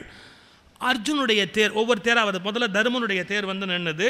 நீங்கள் என்ன கன்வென்ஷன் மரபுன்னு கேட்டால், தேர் பாகன் இறங்கி அந்த தேரை ஒரு சுற்றிட்டு வந்து எஜமானன் இப்படி கும்பிடுவான், இப்படி கையை காட்டுவான், அந்த கையில் காலை வச்சு ஜம்ப் பண்ணணும். யார்? அந்த தேரில் இருக்கிற எஜமானன். யுத்தம் முடிஞ்சு வரும்போது அதே மாதிரி தருமனுக்கு முடிஞ்சது, பீமனுக்கெல்லாம் முடிஞ்சது. அர்ஜுனுக்கு ஒரே குஷி. யார்? எல்லாரும் எவனை சுற்றுறானோ அவன் சுற்ற போகிறான், அவன் சுற்றி இப்படி கையை நீட்டு போகிறான். நாம் காலை வைக்க போகிறோம், காலை வச்ச உடனே காலை மிதிக்க போகிறோம், இதெல்லாம் நடக்க போகுது. எவ்வளோ கற்பனையில் இருந்தான். கிருஷ்ணனோட தேரை ஓட்டிக்கிட்டே வந்து அந்த வாசலில் நிறுத்திட்டு அப்படின்னா இறங்கி சுற்றி வந்து கையெல்லாம் காட்டல. அப்போ அர்ஜுன் நினச்சான், கர்மயோகம்லாம் சொன்னார், கடைசியில் ஒரு குணத்தை காமிச்சிட்டார். ஏன் சுற்றி வந்து இவர் கையெல்லாம் நீட்ட மாட்டாராம், நாம் காலால் மிதிக்கக்கூடாதான், அவர் கடவுளாம், நாம் மனுஷனா, அதனால் இப்போ எல்லாம் முடிஞ்சு போச்சான், அதுக்காக நம்மளே சொடக்கு போட்டு இறங்க சொல்கிறார் இப்படின்னா. அவனுக்கு அர்ஜுனனுக்கு அவன் சொன்னதை மீறி வழக்கமே இல்லை, இப்படின்னு ஒன்று குதிச்சுட்டான். இதெல்லாம் யோசிக்கிறானே ஒழிய அவனுக்கு செய்யாமல் இருக்கலாம் தெரியாது. கண்ணன் என்ன நினச்சாலும் ஒன்றே செஞ்சு தான் பழக்கப்பட்டவன். இறங்கிட்டு நினச்சா இந்த கண்ணன் நமக்கு அந்த மரியாதையை தரலேன்னு நான் பாருங்க, அது வரைக்கும் தேரில் உட்காந்துருந்த கண்ணன் அர்ஜுனை பார்த்து ஒரு சிரிப்பு சிரிச்சுட்டு, என்ன எல்லாருக்கும் இறங்கி தேர்ப்பாகன் கும்பிட்ட மாதிரி நான் கும்பிடலையேன்னு யோசிக்கிறியா, இரு இப்போ இறங்குறேன் பாருன்னு அந்த தேரை விட்டு இறங்கி நான் பாருங்க தேர் பற்றி எரிந்தது. அவன் சொன்னான், அத்தனை பேர் விட்ட அஸ்திரங்கள் அக்னி அஸ்திரம் இந்த தேர் மேலே நிற்கிது, அது நான் இருந்ததால் இவ்வளோ நேரம் எரியாமல் இருந்தது. நான் இந்த மரபு கருதி உன்னை இறக்கி விடாமல் நான் முதல்ல இறங்கி இருந்தேன்னு வச்சுக்க, நீ இருக்கும்போதே அது நடந்திருக்கும். இப்போ புரியுதா? இன்னும் நான் கர்ம யோகி தான். உன் மனசில் என்ன ஓடுதுன்னு எனக்கு தெரியும், நான் இன்னும் கர்ம யோகி தான். இப்போவும் உன்னை காப்பாற்றுறதுக்காக தான் நான் இந்த மரபை மீறினேனே ஒழிய வேறு எந்த காரணமும் இல்லை. கண்ணா என்னை மன்னிக்கணும், நீ எது செஞ்சாலும் எனக்கு நல்லது தான் செய்வேன். இவர்கள் வெற்றி செய்தியோடு வந்த உடனே துரியோதனன் அந்த மடுவில் சாஞ்சு கிடக்கிறான் பாருங்க. அப்பவும் அஸ்வத்தாமா வந்தோன்னா, அஸ்வத்தாமனை சேனாதிபதினா, நீ தாண்டா சேனாதிபதி. அஸ்வத்தாமன் இனிமேல் என்ன பெரிய படை இருக்குது. ஆனால் அந்த அஸ்வத்தாமன் உடனே நினைக்கிறான், என்ன பண்ணினா நான் அந்த துரியோதனன் திருப்தி அடைவான் அப்படின்னு. அவன் தகாத ஒரு காரியம் பண்ணினான். பாண்டவர்களுடைய இளம் பிள்ளைகள் பாசறைகளில் தூங்கி கொண்டிருக்கிறார்கள், உப பாண்டவர்கள்னு பேர். ராத்திரி நேரம் ஒளிஞ்சிருக்கிறான் அந்த அஸ்வத்தாமன். இந்த பிள்ளைகளை என்ன செய்கிறது அப்படின்னு அவனுக்கு ஒரு எண்ணம். அந்த 5 பிள்ளைகளும் பாசறையில் தூங்குற போது இரவு நேரத்தில் போய் கத்தியால் அந்த குழந்தைகளை தலையை வெட்டிட்டான் அஸ்வத்தாமன். வெட்டிட்டு இந்த செய்தியை போய் அவன் துரியோதனிட்ட சொன்னான், சந்தோஷப்படுவான்னு நினச்சி உப பாண்டவர்களை கொன்று விட்டேன் அப்படின்னு. ஆனால் ஒரு ஆச்சரியம், இவ்வளவு நேரம் ஈவிரக்கம் இல்லாமல் பேசின துரியோதனன் சொன்னான்னா, நீ என்ன இருந்தாலும் இந்த காரியம் பண்ணியிருக்கக்கூடாது. ஏன்னா எனக்கும் பாண்டவருக்கும் தான் பகையை ஒழிய, இப்போ இந்த எல்லாரும் அழிஞ்சாச்சு, என் பிள்ளைகள்லாம் செத்து போயாச்சு, எல்லாரும் போயாச்சு. பாண்டவர்கள் பிள்ளையாவது உயிரோடு இருந்தால் தானே நாளைக்கு எங்கள் பரம்பரைக்கு எள்ளும் தண்ணி இறக்க முடியும். நீ அறிவில்லாமல் இந்த காரியம் பண்ணிட்டியே, நாங்களா சத்திரியர்கள் சாத்திரமாக அந்த காரியம் பண்ணலாம், நீ பிராமணா இருந்து இந்த காரியத்தை நீ எப்படி பண்ணினே, நீ பண்ணியிருக்க கூடாதுன்னு நானா துரியோதன். அந்த இறந்து போகிற போது அவனுக்கும் ஒரு விவேகம் வந்தாச்சு. துரியோதன், அந்த பிள்ளைகளை நீ கொண்டு இருக்கக்கூடாது, நீ கொன்னது தவறு, கொண்டு இருக்கக்கூடாது அப்படின்னு. இல்லை, எங்கள் அப்பாவை கொண்டார்கள், உன்னுடைய குலத்தை வேறு இருத்தார்கள், அவளை பழி வாங்கணுங்கிறதுக்காக நான் உப பாண்டவர்களை கொண்டுட்டேன் அப்படின்னு. இதுக்கு நடுவில் திரௌபதிக்கு செய்தி போச்சு, அவள் பெத்த பிள்ளைகள் 5ஐயும் அஸ்வத்தாமன் கொண்டுட்டான். அஸ்வத்தாமன் இல்லை, அதை யாரோ கொண்டுட்டான் அப்படின்னாங்க. அவன் உடனே அர்ஜுனையும் பீமனையும் கூப்பிட்டா, யாராக இருந்தாலும் சரி அவனை என் முன்னாடி கொண்டாந்து நிறுத்துங்க அப்படின்னு. இப்போ கொண்டாந்து நிறுத்துங்க என் முன்னாடி, நான் அவனை யாராக இருந்தாலும் என் முன்னாடி நிறுத்தணும். நீ வீரமுள்ள ஆண்மகனாக இருந்தால் நம்ம பிள்ளையை கொண்டுட்டு அந்த திருடனை கொண்டாந்து நிறுத்தணும். இவர்கள் தேடி போய் பார்த்தா அது அஸ்வத்தாமன். அஸ்வத்தாமன் குருவனுடைய புத்திரன். நேராக அஸ்வத்தாமனை பிடிச்சி கொண்டு வந்து திரௌபதி கிட்ட நிறுத்தின உடனே அழுது புலம்பிக்கிட்டு இருந்த திரௌபதி எந்திரிச்சு பார்த்தா துரோணாச்சாரியாருடைய மகன். இதான் அந்த பாரத கதையினுடைய சிறப்பு பாருங்க. கையெடுத்து கும்பிட்டாலாம், குரு புத்திரனா, சரி விட்டுடுங்க அப்படின்னா. ஏன், குரு மேலே உள்ள மரியாதை, குருவினுடைய புத்திரனை ஒன்றும் பண்ணக்கூடாது, விட்டு தொலைங்க, அவனை விட்டுடுங்க. முதல்ல சத்திரிய பெண்ணா சீறினாள் திரௌபதி. செஞ்சுட்டவன் குரு புத்திரன்னு தெரிஞ்ச உடனே சரி விடுங்க, அவனை விட்டுடுங்க. ஆனால் அவன் தலையை வெட்டணும்னு நான் நினச்சேன், ஆனால் இப்போ வெட்ட மனசு வரல, எனக்கு என்ன பண்ணுறதுன்னு தெரியல அப்படின்னு. வழக்கமாக நம்பால் ஐடியா கொடுப்பார்ல, வெட்டாமையே வெட்டின மாதிரி வெட்டலான்னார். வெட்டாமையே வெட்டின மாதிரி வெட்டலாம். என்ன வெட்டாமையே வெட்டின மாதிரி எப்படி வெட்டலாம்? அவன் தலையில் பிறப்பிலேருந்து ஒரு மணி இருக்குது, அந்த மணியை பிடுங்கிட்டா தலையை வெட்டின மாதிரி. இப்போ நாம் கூட சுவாமிக்கு தலையை கொடுத்ததுக்கு அடையாளமாக தான் இதை கொடுத்துட்டு வரோம். திருப்பதிக்கு போனால் தலையவே கொடுத்த மாதிரி ஒரு பாவலாம். நம்ம அவரே ஏமாத்துற ஆள் இல்லை நம்ம. அது மாதிரி இந்த தலையில் இருக்கிற மணியை அப்படி எடுத்துட்டா அது அவன் தலையவே எடுத்த மாதிரி. அதனால் அந்த தலையில் இருக்கிற மணியை எடுத்தா அஸ்வத்தாமன் தலையை எடுத்த மாதிரின்னு மணியை பிடுங்கிட்டு அஸ்வத்தாமனை அனுப்பினார். அஸ்வத்தாமன் அப்புறமா கெடுமதியாளன் பாண்டவர்கள் அழிக்கிறதுக்காக அப்பாண்டவன்னு ஒரு அஸ்திரத்தை பிரயோகிக்கிறான். அதெல்லாம் வேறு கதை. அதை அந்த பரீட்சித்து மகாராஜாவை கிருஷ்ணன் கர்ப்பத்தில் போய் காப்பாற்றுறான்னு வரும், அது நமக்கு இப்போ தேவையில்லை. இதெல்லாம் முடிந்த பிறகு திருதராஷ்டிரனுக்கு செய்தி சொல்ல போனார்கள். அந்த திருதராஷ்டிரத்தில் போய் இந்த செய்தியை சொல்கிற போது பீமனை கூப்பிடுங்கோன்னா, ஏன் என்னுடைய பிள்ளையை அவன் தானே கொண்டுட்டான், அவனை நான் ஆற தழுவணும்னு சொல்லி பீமனை கூப்பிடுங்கோன்னு. நீண்ட நாளாக பீமன் மாதிரி செஞ்சு வச்சிருந்த இரும்பு பதுமையை அவன் முன்னாடி தள்ளி விட்டார். அவன் அதை இருக தழுவு நான் பாருங்க அப்படியே பொடியாக போயிடுச்சு. இதை பீமனை அழிக்கணுங்கிற வைராக்கியம் திருதராஷ்டிரனுக்கு. அப்புறம் கேட்டான், பெரியப்பா நான் ஆப்டிருந்தா என் நிலைமை என்ன இருக்கும்னு. அப்போ இது பீமன் இல்லையான்னா, பீமன் மாதிரியே துரியோதனை வச்சு பழகின இரும்பு பொம்மை, அதை தான் நீ நொறுக்கி இருக்கு. எனக்கு இன்னும் அந்த ஆத்திரம் தீரல, இன்னும் எனக்கு புத்தி வரல. சரி, நடந்து போச்சு. நீங்கள் அவங்களுக்கு செய்ய வேண்டிய காரியங்கள்லாம் பண்ணிவிட்டு நல்ல காரியங்களுக்கு ஏற்பாடு பண்ணுங்க. நல்ல காரியம் என்ன? பட்டாபிஷம். செய்ய வேண்டிய காரியங்கள்லாம் செஞ்சுட்டு எல்லாம் முறையாக என்னென்ன செய்யணுமோ அவங்களுக்கெல்லாம் செஞ்சுட்டு நல்ல காரியத்துக்கு ஏற்பாடு பண்ணுங்கள் அப்படின்னா, இந்த குலத்தில் சென்றடைந்தவர்களுக்கு போய் நதிக்கரையில் செய்ய வேண்டிய எல்லா விஷயமும் செஞ்சு அப்புறமும் தருமருக்கு பட்டாபிஷேகத்தில் ஆசை வரலையா. எல்லாம் நடந்து போச்சு, தப்பு நடந்து போச்சு, எவ்வளவோ பேர் மாண்டார்கள், இனி என்ன நமக்கு வாழ்க்கை. ஒரு வரி பாருங்கள், பாரதத்தினுடைய கிளைமேக்ஸ் வரி ஒரு வரி. திரௌபதி பிள்ளைய இழந்துட்டா, உபபானவர் செத்து போயிட்டான். காந்தாரி துரியோதன் பிள்ளைகள் எல்லாத்தினுடைய சந்ததியை இழந்துட்டா. அவள் திரௌபதியை கூப்பிட்டாளாம், கூப்பிட்டு கையை பிடிச்சிட்டே சொன்னாலாம், இந்த யுத்தத்தில் ஜெயிக்கிறது தோக்கிறதுங்கிறதெல்லாம் ஆம்பளைங்களுக்கு தான், நம்மளை பொறுத்த வரைக்கும் எல்லா பெண்களுக்கும் தோல்வி தான். ஏன், உன் பரம்பரையும் போச்சு, என் பரம்பரையும் போச்சு. அப்போ வெற்றி தோல்வி ஆண்களுக்கு தான், யுத்தத்தில் எல்லா பெண்களுக்கும் என்றைக்கும் தோல்வி தான். எவ்வளோ பயங்கரமான ஒரு வார்த்தை பார். இப்படி அவங்களுக்கு செய்ய வேண்டிய கடமைகள்லாம் செய்து முடித்து பட்டாபிஷேகத்துக்கு ஏற்பாடு பண்ணுகிறார்கள். அந்த அளவில் இப்போ நிறைவு செய்திருக்கிறேன். நம்முடைய சபையினர் நன்றி தெரிவித்தல் என்ற அந்த செய்திக்கு பிறகு பட்டாபிஷேக செய்தியை சொல்லி பலன் சொல்லி இந்த கதை முறையாக நிறைவு பெறும். சபையினர் இப்போது நன்றி சொல்ல வருகிறார்.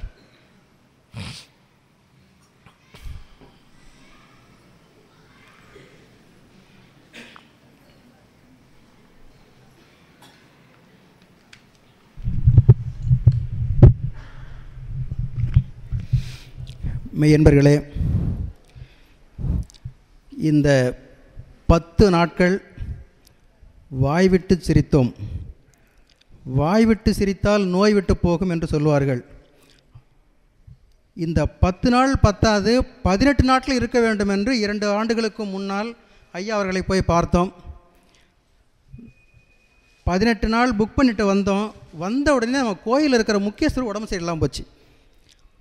உடனே என்ன பண்ணிட்டோம், வேறு வழி இல்லாமல் அதை கேன்சல் பண்ணிட்டோம். இது நம்ம கேன்சல் பண்ணிட்டோம், அதை கதை முடிஞ்சு போச்சு. அந்த முடிஞ்ச 2 மாதம் கழித்து ஐயா அவர்கள் திருச்செந்தூர் சொற்பொழிவுக்கு வந்தாங்க. 5 நாள் சொற்பொழிவு. ஒரு நாள் சொற்பொழிவில் சொன்னார். அவர் வீட்டில் ஒரு நிகழ்ச்சி நடந்ததான். ஒரு நண்பர் ஒருத்தர் வந்தார் வீட்டுக்கு, என் வீட்டுக்கு வந்தார். அவர்கிட்ட 18 நாள் நிகழ்ச்சி ஏற்பாடு பண்ணியிருக்காங்க அப்படின்னு சொன்னேன். அவர் பார்த்தாரு, ஆஹா 18 நாள் நிகழ்ச்சியா, ரொம்ப சந்தோஷம், அது நல்லா வசதியாக இருக்கீங்க போல் இருக்கு, ஃப்ரிட்ஜு கிட்ஜு வச்சுக்கிட்டு அப்படின்னு பேசிகிட்டு இருந்தாராம். அவர் எப்பேற்பட்டவர்னாக்கா, கல்லடி பட்டாலும் படலாம், கண்ணடி படக்கூடாதுன்னு சொல்லுவாங்களே, அப்பேற்பட்ட கண்ணுக்கார். அவர் தெருவில் போகும்போது இந்த குடிசை மேலே பூசணிக்காய் காய்ச்சிருக்கும், பார்த்துருப்பீங்க. அவர் நண்பர் வீட்டு கிராஸ் பண்ணும்போது, அப்பா முருகா, உங்கள் வீட்டு மேலே பூசணிக்காய் நல்லா பிரமாதமாக காய்ச்சிருக்குதே, நல்லாரு அப்படின்னு சொல்லிட்டு போனாராம். அவர் வீட்டை கூட தாண்டலையாம், பூசணிக்காய் தொப்புன்னு விழுந்து உடஞ்சி போச்சோம். அப்பேற்பட்டவர் வீட்டுக்கு வந்திருக்கார். சார் காஃபி கொடுத்தார், அனுப்பிச்சிட்டார். அவர் கீழே இறங்கி போனாராம். அவர் கீழே இறங்கி போன உடனே எனக்கு ஒரு ஃபோன் வந்ததுன்னு ஐயா சொன்னாங்க. என்ன ஃபோன்னா, அவர்கிட்ட சொன்னார்ல மகாபாரதம் 18 நாள் புக் பண்ணியிருக்காங்கன்னு, அது கேன்சல்டுன்னு ஃபோன் வந்ததுன்னாரு. அப்போ திருச்செந்தூரில் நான் இருக்கேன், சொற்பொழி கேட்டுருக்கேன். அப்போ நினச்சேன், நம்ம ஊர் கதை திருச்செந்தூர் கடற்கரை வரலாம் வந்துடுச்சு. இது இப்படியே விட்டா ஐயா வெளிநாட்டுக்கு போனாக்க கடல் தாண்டி போடு நம்ம ஊர் கதை. அதனால் எப்படியும் முடிச்சே ஆகணும், இவர் புக் பண்ணி ஆகணும்னு சொல்லி தான் இவங்க ஏற்பாடு பண்ணாங்க. அதனால் இதை ஏற்பாட்டுக்கு ஒத்துழைத்து ஒத்துக்கொண்டு நமக்கு இவ்வளவு சிறப்பாக உரையாற்றி நம்மளை மகிழ்வித்த அன்னாருக்கு நன்றி சொல்ல வேண்டும். இந்த தேவாசுரர்கள் யுத்தம் 18 ஆண்டுகள் நடந்தது. ராமராவண யுத்தம் 18 மாதங்கள் நடந்தது. இந்த கௌரவர்களும் பாண்டவர்களும் 18 நாள் நடந்தது. ஆனால் நாம் ஐயாவுக்கு கொடுத்ததோ அவங்க பூர்வீகத்தை சொல்லணும், கதையை சொல்லணும், 18 நாள் பாரதியம் சொல்லணும். இவர் கொடுத்ததே 18 நாள், 10 நாள் தான் கொடுத்தோம். இவரும் போராட்டத்தில் மாட்டிக்கினார். 10 நாளும் 10 தலைப்பு கொடுத்தாங்க. முதல் நாள் தலைப்பு சரியாக நடந்தது, 2வது நாள் தலைப்பு தடுமாறியது, 3வது நாள்லேருந்து போராட்டம் தான், ஒரு நாளும் தலைப்பு முடிக்கல. அவ்வளவு போராட்டத்துக்கு இடையிலையும் மத்தியில் ஒரு முறை பிரசாதம் போட்டிருந்தோம், அதாவது விதுர விருந்துக்கு. அதையே முடிக்க முடியாதுன்னு சொல்லிட்டாங்க. அப்புறம் ஒரு வாரம் நான் சமாளித்து கிருஷ்ண பரமாத்மா விதுரர் வீட்டுக்கு கொண்டு வந்து விட்டுறேன், அன்றைக்கி நான் விருந்து போட மாட்டேன், நீங்கள் போட்டிருக்க விருத்தை மறுநாள் விருந்து போட்டுக்கிறேன்னாரு. அப்படி போராட்டத்துக்கு இடையில தான் 10 நாளும் முடித்து கொடுத்துருக்காரு. இந்த முறை புக் பண்ண போகும்போது ஐயா கிட்ட சொன்னோம், ஐயா எல்லாரும் சொல்கிற மாதிரி மகாபாரதத்தில் பொதுவான கருத்துக்களை சொல்லி முடிச்சிடாதீங்க, அதில் உட்கருத்துக்கள் என்ன இருக்குது, புதுமையான கருத்துக்கள் என்ன இருக்குது, புலவர் கீரன் அவர்கள் சொல்லுவார்கள் புதுமையான கருத்துக்களா, அந்த மாதிரி நீங்கள் கருத்துக்களை சொல்லணும்னு சொன்னோம். இதை வாரியார் சுவாமிகளே தூக்கி எறிஞ்சிருவாருன்னு நாங்கள் நினைக்கல. அப்போது இந்த நெல்லிக்கடை கதையில் சொன்னாருங்க. பாஞ்சாலி வந்து மனம் விட்டு சொல்லும்போது 6வது கணவனை விரும்பும் அப்படின்னு சொல்லிட்டு நிறுத்திட்டாங்க. அதுக்கு வாரியார் சுவாமிகள் ஒரு கொஷின் மார்க் போட்டு விரும்பும் கொஷின் மார்க் போட்டால் விரும்பாதுன்னு அர்த்தம் அப்படின்னு வாரியார் சுவாமிகள் சொன்னாங்க. அதுவே தப்புன்னு சொல்லி புதுசாக ஒரு கருத்தை சொன்னாங்க. மானசீகமான ஒரு கணவனை உருவாக்கி அந்த கணவன் தான் விரும்புன்னு சொல்கிற அளவுக்கு சொன்னாங்க. அது வாரியார் சுவாமிகள் தூக்கி எரிஞ்சாலும் புதுமையான கருத்து சொன்னதுக்காக நாங்கள் நன்றி தெரிவித்துக் கொள்கிறோம்.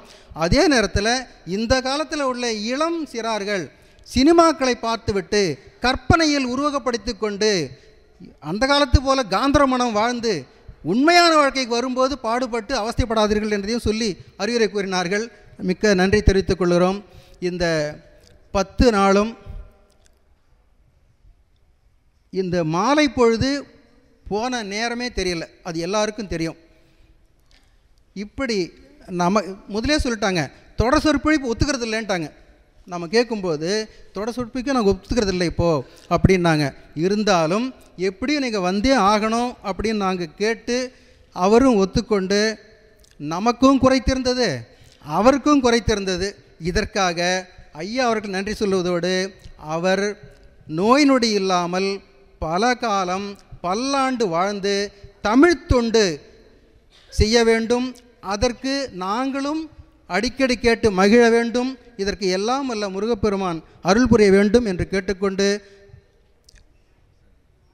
நன்றி கூறுகிறோம். அது மட்டும் இல்லை, தினசரி வந்திருந்து கேட்டு அவரை ஊக்குவித்த மெய்யன்பர்கள் அனைவருக்கும் திருக்கோயில் சார்பாக நன்றி தெரிவித்துக் கொள்கிறோம்.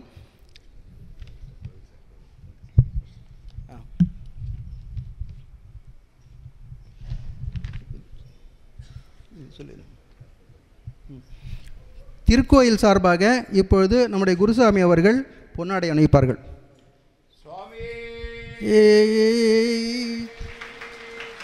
சரணமையப்பா.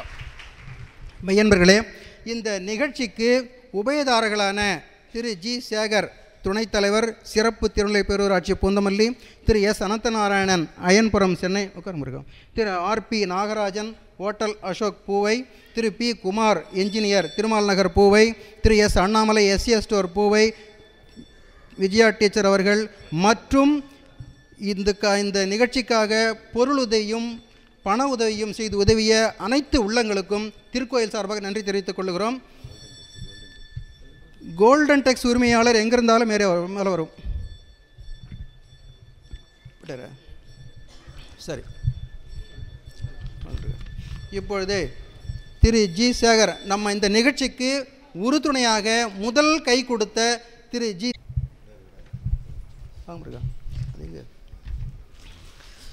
மையன்பர்களே, முருகா நீங்கள் இருங்க. மையன்பர்களே, இப்பொழுது இந்த வருட வல்லக்கோட்டை பரணி தீப தரிசன அடியார்கள் சார்பாக இந்த வெள்ளி குத்து விளக்குகளை ஹோட்டல் அசோக் பவன் உரிமையாளர்கள் வழங்குகிறார்கள்.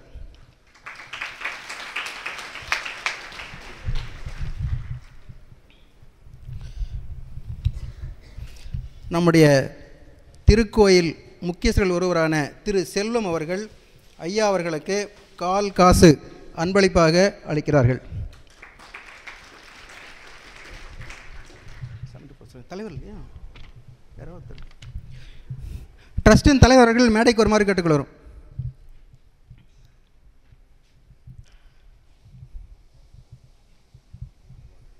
இந்த அம்மாவுக்கு ஏற்படுறது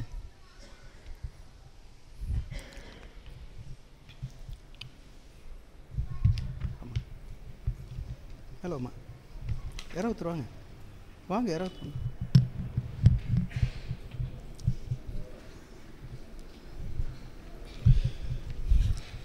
ஸ்ரீ தர்மசாஸ்தா ட்ரஸ்டின் தலைவர் அவர்கள் திருக்கோயில் சார்பாக மலர் மாலையை பொன் மாலையாக அணிவிக்கிறார்கள்.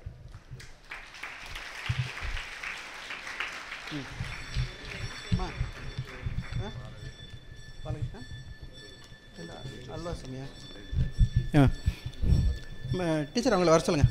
அம்மா, அந்த மாலை போடுமா, அந்த மாலை இங்கே போடு. மாலை போட்டுருங்க முதல்ல. இப்பொழுது ஐயா அவர்களின் துணைவியாருக்கு திருக்கோயில் சார்பாக மலர் மாலை அணிவித்துக் கொள்கிறோம். சாமிட்டு கொடுங்க. திருக்கோயில் சார்பாக ஐயா அவர்களுக்கு பட்டு வேட்டி பட்டு துண்டு பரிசளிக்கப்படுகிறது. டீச்சர், திருக்கோயில் சார்பாக ஐயா அவர்களின் துணைவார் அவர்களுக்கு பட்டு சேலை பரிசளிக்கப்படுகிறது.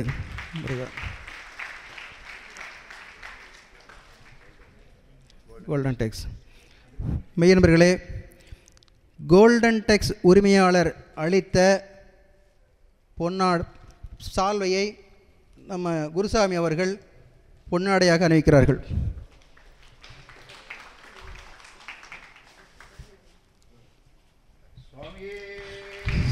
சரணமையப்பா.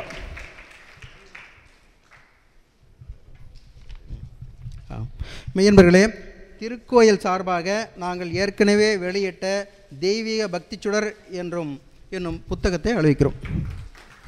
பேர் முருகா கே நடராஜனா என்ன ஆய்வாளர்? கால்நடை ஆய்வாளர் வே நடராஜன்.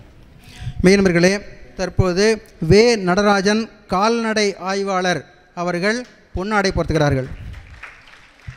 அம்மா ரொம்ப நேரம் நிற்கிறீங்களே, வாசிக்கணுமா? ஒரு நிமிஷம். உங்களத கொடுங்க கொடுங்க. உங்களுக்கு தானே. மெய்யன்பர்களே, இப்பொழுது திரு செம்பியன் அவர்கள் பொன்னாடை அணிவிக்கிறார்கள்.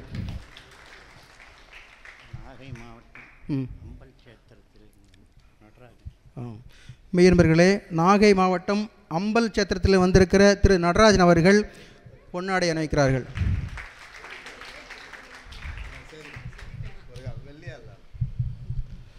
நமது சகோதரி ராஜேஸ்வரி அவர்கள் அன்னார் சொற்பொழிவாளர் அவர்களுக்கு வெள்ளியாலான பேனா ஒன்று அன்பளிப்பாக தருகிறார்கள்.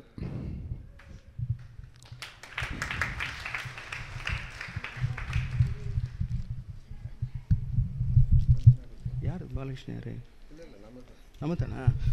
மெய்யன்பர்களே, இப்பொழுது நம்ம ஸ்ரீ தர்மசாஸ்திரா ட்ரஸ்டின் தலைவரும் திரு ஆதிமூல அவர்கள் அன்பளிப்பாக வெள்ளி டம்ளரை அளிக்கிறார்கள். கருணா மூர்த்தி கட்ட நந்தா கட்ட வேண்டும். மெய்யன்பர்களே, இப்பொழுது சேக்கிழார் திருவடிச்செல்வர் பாரிவாக்கம் பஞ்சநாத முதலியார் அவர்கள் ஐயா அவர்களுக்கு பணப்பரிசு அளிக்கிறார்கள்.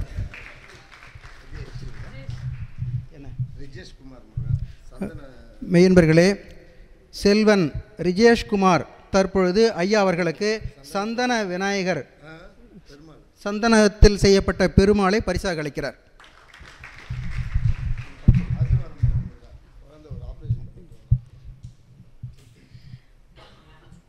மதிப்புக்குரிய ஐயா உயர் திரு சுகிசிவம் அவர்களுக்கு அன்பு வணக்கம். அரங்கம் நிறைந்த அன்பர்களுக்கு தனி வணக்கம். கடந்த 10 நாட்களாக நம் மதிப்புக்குரிய ஐயா அவர்கள் மகாபாரத பெருங்கடலில் நம்மை மூழ்க வைத்தார். மூழ்கி பல அரிய முத்துக்களை தொகுத்து அளித்தார். நாம் அந்த முத்துக்களில் பலவற்றை ஏற்றோம், ரசித்தோம், மாலைகளாக தொகுத்தும் மகிழ்ந்தோம். தெரியாதன பலவற்றை தெரிந்து கொண்டோம், அறியாத பல கருத்தை அறிந்து கொண்டோம். வாழ்க்கைக்கு இலக்கணமும் சொன்னார், வளரும் பயிர்களுக்கு வாழும் வகையும் சொன்னார். பல அரிய கருத்துக்களை நமக்கு மிக குறுகிய காலத்திலே எடுத்துரைத்த அன்னாருக்கு நம் மாதர் சங்கத்தின் சார்பில் நாம் பாராட்டுரை வழங்க கடமைப்பட்டிருக்கிறோம். என்னன்றி கொன்றார்க்கும் உய்வுண்டாம், உய்வில்லை செய்நன்றி கொன்ற மகற்கு என்று சொன்னார்கள். அதுபோலே நமக்கு இந்த கடந்த 10 நாட்களாக அரிய பல கருத்துக்களை எடுத்து உரைத்த அவருக்கு நாம் நம் பங்கில் நம் பாராட்டை தெரிவிக்க கடமைப்பட்டிருக்கிறோம். அதற்காக நான் இன்று இனிய மாலை வேளையிலே உங்கள் முன் மன்றம் ஏறி வந்துள்ளேன். முதலில் என் வணக்கத்தை தெரிவித்து கொண்டு என் உரையை வாழ்த்து மடலை ஆரம்பிக்கின்றேன். வாழ்த்து மடல். வில்லுக்கு விஜயன் என்பார், சொல்லுக்கு ராமன் என்பார், தமிழ் சொல்லுக்கு சுகி சிவம் என்பேன். வில்லுக்கு விஜயன் என்பார், சொல்லுக்கு ராமன் என்பார், தமிழ் சொல்லுக்கு சுகி சிவம் என்பேன். சோராத சொல் ஆட்சி, சொக்க வைக்கும் தமிழ் சாட்சி, வேரில் பழுத்த பலா, தமிழ் வானில் ஒளிரும் நிலா. சோராத சொல் ஆட்சி, சொக்க வைக்கும் தமிழ் சாட்சி, வேரில் பழுத்த பலா, தமிழ் வானில் ஒளிரும் நிலா.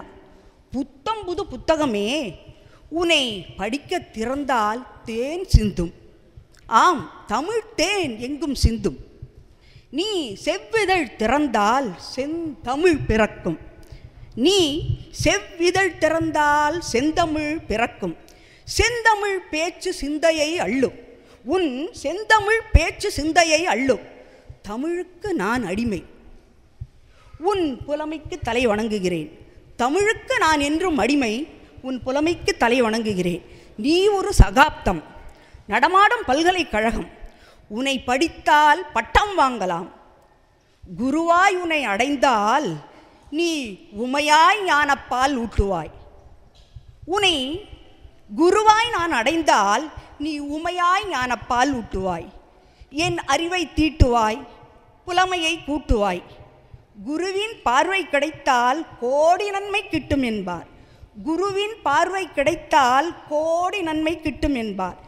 என் ஞான குரு நீ என்றோ, ஞான ஒளி காட்டுவாய். வளரும் இளைய சமுதாயத்துக்கு கலங்கரை விளக்கம் நீ. வாழ்க்கைக்கு அர்த்தம் சொன்னாய், வாழும் வகையை சொன்னாய். வாழ்க்கைக்கு அர்த்தம் சொன்னாய், வாழும் வகையை சொன்னாய். செய்யும் தொழிலே தெய்வம் என்றாய், செய்வதை விரும்பி செய்யென்றாய். செய்யும் தொழிலே தெய்வம் என்றாய், செய்வதை விரும்பி செய்யென்றாய். உலகில் யாருக்குத்தான் துன்பம் இல்லை? நன்றாக யோசி. உலகில் யாருக்குத்தான் துன்பம் இல்லை? துன்பத்திலும் இன்பத்திலும் சமநிலையில் இரு என்றாய். துன்பத்திலும் இன்பத்திலும் சமநிலையில் இரு என்றாய்.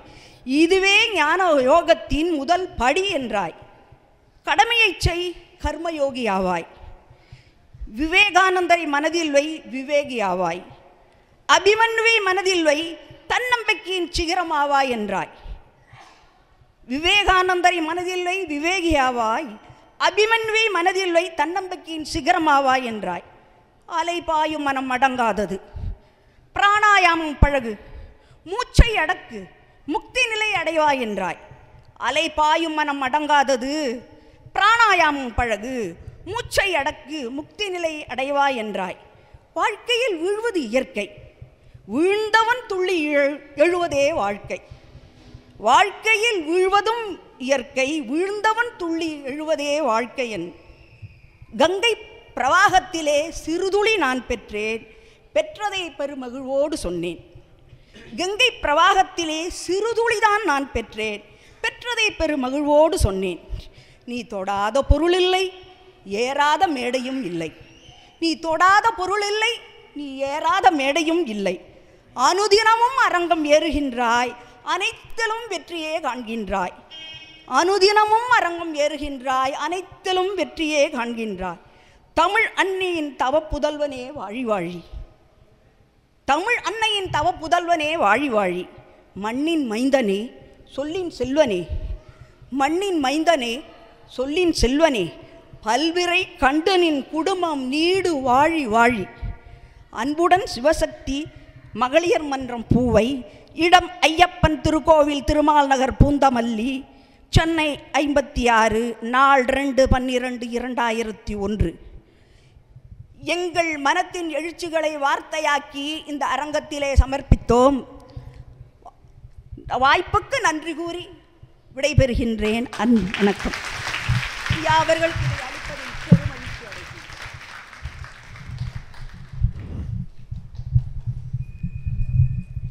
மெய்யன்பர்களே, அடியேனுடைய அன்பளிப்பாக தருகிறோம். முருகா கருங்க. மெய்யன்பர்களே, உங்கள் சார்பாகவும் திருக்கோயில் சார்பாகவும் ஐயா அவர்களிடம் ஒரு வேண்டுகோள் விடுக்கப் போகிறோம்.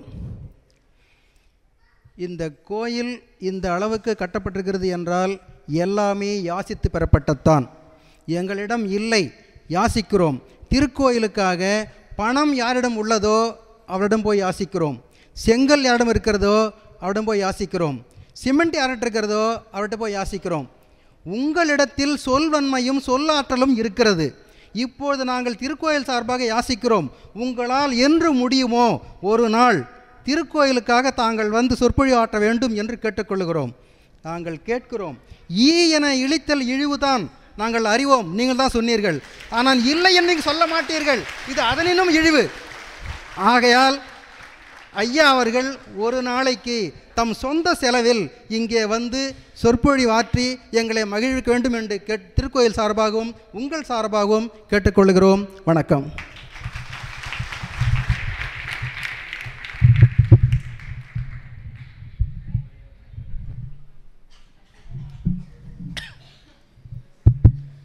என்ன போய் பெரிய பேச்சாளர்னு சொல்கிறாங்க, நம்ப முடியுமான்னு? இங்கே ஒவ்வொருத்தரும் இவ்வளோ பிரமாதமாக பேசுகிற போது என்ன ஒரு பெரிய பேச்சாளர்னு சொல்ல முடியுமா? அந்த சகோதரியார் எப்படி கவிதை படித்தார், இது என்ன போடுறாரு பாருங்க. எல்லாருமே நல்ல சிறந்த பேச்சாளர்களாக இருக்கிற ஒரு அமைப்பு. ரொம்ப அன்பு காட்டினார்கள். அன்பு, பரிசு, வாழ்த்து. என் குடும்பம் வாழணும்னு நீங்கள் நினைக்கிறது நான் பண்ணின புண்ணியம் இல்லையா? யாருக்காக யார் நினைப்பார்கள்? நான் சௌக்கியமாக என் குடும்பத்தோடு இருக்கணும்னு நீங்கள் நினைத்தது, எண்ணியது, அதுவும் பகவானுடைய சன்னதியில் வைத்து எண்ணுவது அப்படின்னா எங்கள் குடும்பம் பண்ணின பாக்கியமாக இருக்கவன். எனவே உங்களுடைய அன்புக்கு நான் தலை வணங்குகிறேன். நிச்சயமாக நான் இனிமேல் நான் இல்லைன்னு சொல்ல முடியாது. அவர் சொல்கிறதுக்கப்புறம் இல்லைன்னு சொல்ல முடியாது. அதனால் கண்டிப்பாக ஒரு நாள் ஒரு கூட்டு வழிபாடும் ஒரு சொற்பொழிவுமாக நான் வந்து கண்டிப்பாக இங்கே செய்கிறேன் என்பதை உங்களுக்கு சொல்லி,